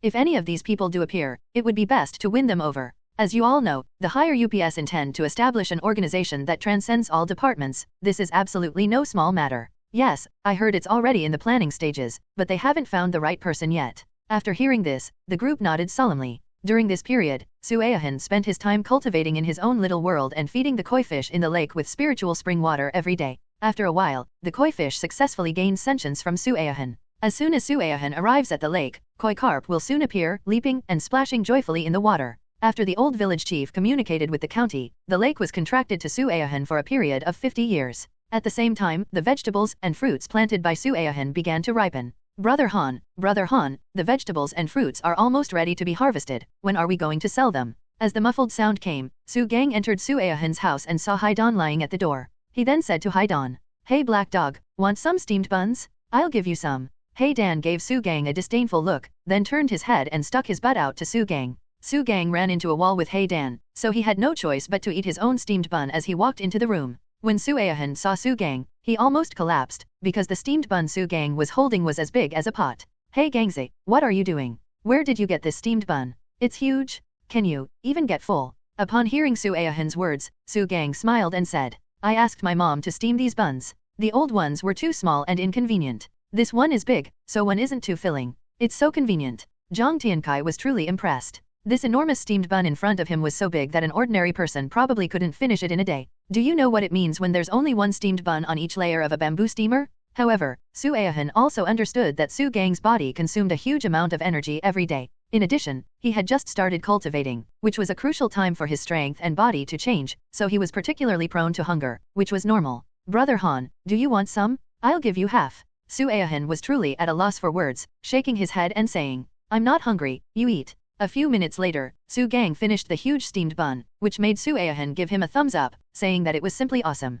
"Brother Han, when are we leaving?" Sueyahan shook his head and said, "What vegetables are they selling? I'm not going. But I want to go. Besides, you grow so many vegetables and fruits, if you don't sell them, you can't eat them all, it's such a waste." Looking at Su Gang, Sueyahan suddenly realized that Su Gang was so proactive because he wanted to ease the burden on his family. Because of his previous mental issues, he didn't understand some social problems, and he wanted Sueyahan to take care of him. With a sigh, Sueyahan spoke. "Okay, let's go sell vegetables, let's leave right away." Because of the inconvenient roads, Sueyahan and Su Gang put a rack on the back of their old bicycle, then hung 2 baskets on each side, filling them with vegetables and fruits, and headed towards the county town. Sueyahan experienced this scene with his parents when he was a child. They would come to the county town to sell the eggs laid by the chickens they raised at home in exchange for tuition fees. Sueyahan could also get some good food along with them. Although they were very poor at that time, it was the happiest time of Sueyahan's life. However, this doesn't matter to Sueyahan now. After all, he's not short of money, and with the existence of the small world, he doesn't need to care about other people's opinions at all. The two quickly found an intersection with decent foot traffic, and set up their stall there. Brother Han. Lost in his memories, Sueyahan heard Su Gang's voice and came back to his senses. He saw Su Gang's big face close to him, calling his name repeatedly. "What's wrong? Brother Han, someone asked us how much our watermelons cost." "Watermelons and cantaloupes are the same price, 10 yuan per jin, 500 G, and all the vegetables here are the same price, 10 yuan per jin." The man and woman who were originally standing in front changed their expressions upon hearing Sueyahan's words, turned around and left immediately, muttering to themselves. "Are you desperate for money? 10 yuan a pound? You might as well just rob someone, that would be faster." Su Gang was completely clueless about all this. Seeing the customer leave, he scratched his head and said, "Brother Han, aren't our prices too high? This is the price. Buy it if you want, don't force me if you don't. We can always take some back for the villagers to eat." Su Gang listens to Sueyahan in everything, whatever Sueyahan says is right. As a result, several groups of people came in succession. Seeing that the vegetables and fruits looked very good, they all wanted to buy some, but when they asked about the price, they all left grumbling. For 2 whole hours, not a single vegetable leaf was sold. Su Aohan sat on a small stool, reading a novel called The Immortals Treat Me Like Their Ancestor, while Su Gang was munching on a huge steamed bun. Hey, who gave you permission to set up a stall here? Did you pay? An arrogant voice rang out. Su Aohan frowned and slowly turned his head. When his eyes met those of the speaker, both of them were stunned for a moment. Su Aohan smiled and said, "What a coincidence, we meet again." The speaker was Li Disheng, nicknamed Brother Sheng, who had been beaten up by Su Aohan before. Upon seeing Zhang Tiankai's face, Li Disheng's face twitched, his eyelids twitched, and he took a step back, stammering as he spoke. I was just joking. I came to see if you were tired from setting up your stall here, and if you wanted me to get you a sofa so you'd be more comfortable." At this moment, Su Gang stood up. His burly body, explosive muscles, and the steamed bun in his hand that was as big as a pot terrified one of the men who had been beaten up last time, making him wet himself. Li Disheng was also startled, thinking Su Gang was about to make a move, and hurriedly said, "Brothers, we are civilized people, we can't resort to violence. Let's talk this out, peace brings wealth, peace brings wealth." Su Aohan said to Su Gang, "Gangzi, eat your steamed bun." Su Gang glanced at Li Disheng, picked up the huge steamed bun, opened his mouth wide, and took a big bite. This startled Li Disheng and the others, causing them to twitch their eyelids and swallow hard. They smiled obsequiously and said, "Brothers, are you thirsty? Shall I go buy you something to drink, a soft drink or beer? Don't drink and drive. You should leave now, don't interfere with my business." Li Disheng glanced at the 2 old bicycles next to him, hurriedly bowed and scraped, and with a wry smile, led his men away in a dejected manner. After walking a distance, one of Li Disheng's men said in a puzzled tone, "Brother Sheng, who are those 2 people? Why are you so afraid of them?" Smack. "You BD, which eye of yours saw that I was afraid? That was respect, you understand? You BD, AFK." Su Aohan and Su Gang were bored out of their minds. Because of the price of vegetables and fruits, when customers came, they would ask a question and then turn around and leave, some even too lazy to say a word. Su Gang had high hopes for this business. He wanted to learn how to grow vegetables and fruits so he could help his parents earn money to supplement the family income. However, after several hours without selling a single pound, he became quite depressed. Just as the 2 were preparing to pack up and go home, a woman suddenly walked over with a child. The little girl ran to the bamboo basket, looked at the watermelon and cantaloupe inside, and happily turned around to say, "Mommy, it smells so good. I want to eat watermelon, and I also want to eat cantaloupe." The woman approached Su Aohan and smiled slightly. "Hello, give me a watermelon, and 5 or 6 cantaloupes." Su Aohan did not move, but said calmly, "Watermelons and cantaloupes are the same price, 10 yuan per jin, 500 G. Ma'am, are you sure you want it?" Sure enough, as soon as Su Aohan finished speaking, the woman looked at him with some surprise and said, "What? 10 yuan a pound? That's several times more expensive than in the supermarket. These are homegrown, without any fertilizer or pesticides, and irrigated with the finest spring water. They're completely different from ordinary ones." The woman glanced at her daughter, who was staring longingly at the watermelons in the basket, and had no choice but to speak.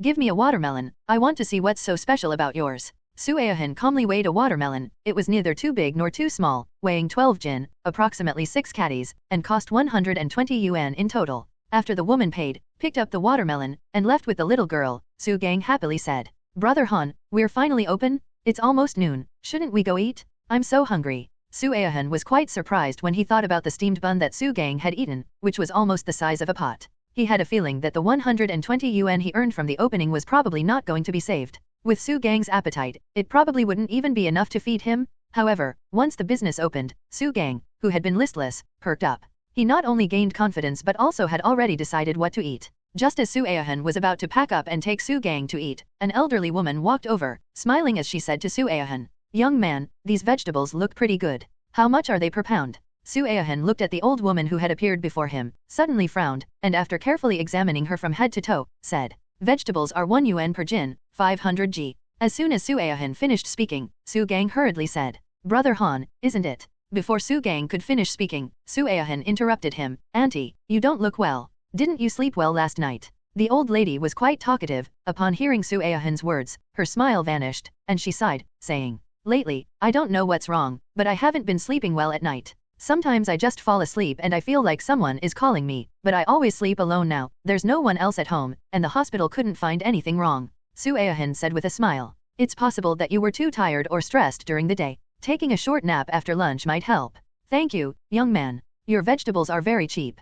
Give me 2 pounds of cucumbers and 2 pounds of tomatoes, please." Su Aohan quickly packed the dishes, handed them to the old lady, and watched her leave. "Brother Han, 1 yuan a pound isn't even enough for me to buy steamed buns. Why did you suddenly change the price? Gangzi, didn't you notice anything different about that old lady just now? Su Gang scratched his head and said. Different? How are they different? Oh, right, that old lady was wearing thick clothes even in the middle of summer. Su Aohan nodded and said. Not bad, you've noticed something. Let me tell you, when that old woman approached, there was a subtle, chilling aura about her, undetectable to ordinary people. But since you've learned the techniques I taught you, you should be able to sense it if you pay close attention. Su Gang took a bite of the steamed bun and said. I see, thank you, Brother Han. I understand now. So, what illness does this old lady have? The yang energy of a person is not harmonizing, and the yin energy of a ghost is not communicating. This is not an illness, but rather caused by a ghost sharing a room with her, resulting in her being contaminated with a large amount of yin energy. Su Gang was startled. He looked around and whispered. What ghosts could there be in broad daylight? Hanji, don't scare me. Seeing Su Gang's appearance, Su Aohan knew that ghosts had created a deep-rooted fear in the minds of ordinary people, which was difficult to eliminate in a short time. He would have to take Su Gang out for more training in the future to help him adapt. Patting Su Gang on the shoulder, Su Aohan said with a smile. You stay here and watch the stall, I'll be right back. Following the old woman's directions, Su Aohan quickly caught up and followed her all the way to an old residential area. On the first floor, the dilapidated door made a terrifying noise when it opened. As the old woman closed the door, Su Aohan stepped into the stairwell. A golden light flashed in his eyes, and Su Aohan saw that the room was surrounded by a cold and eerie atmosphere.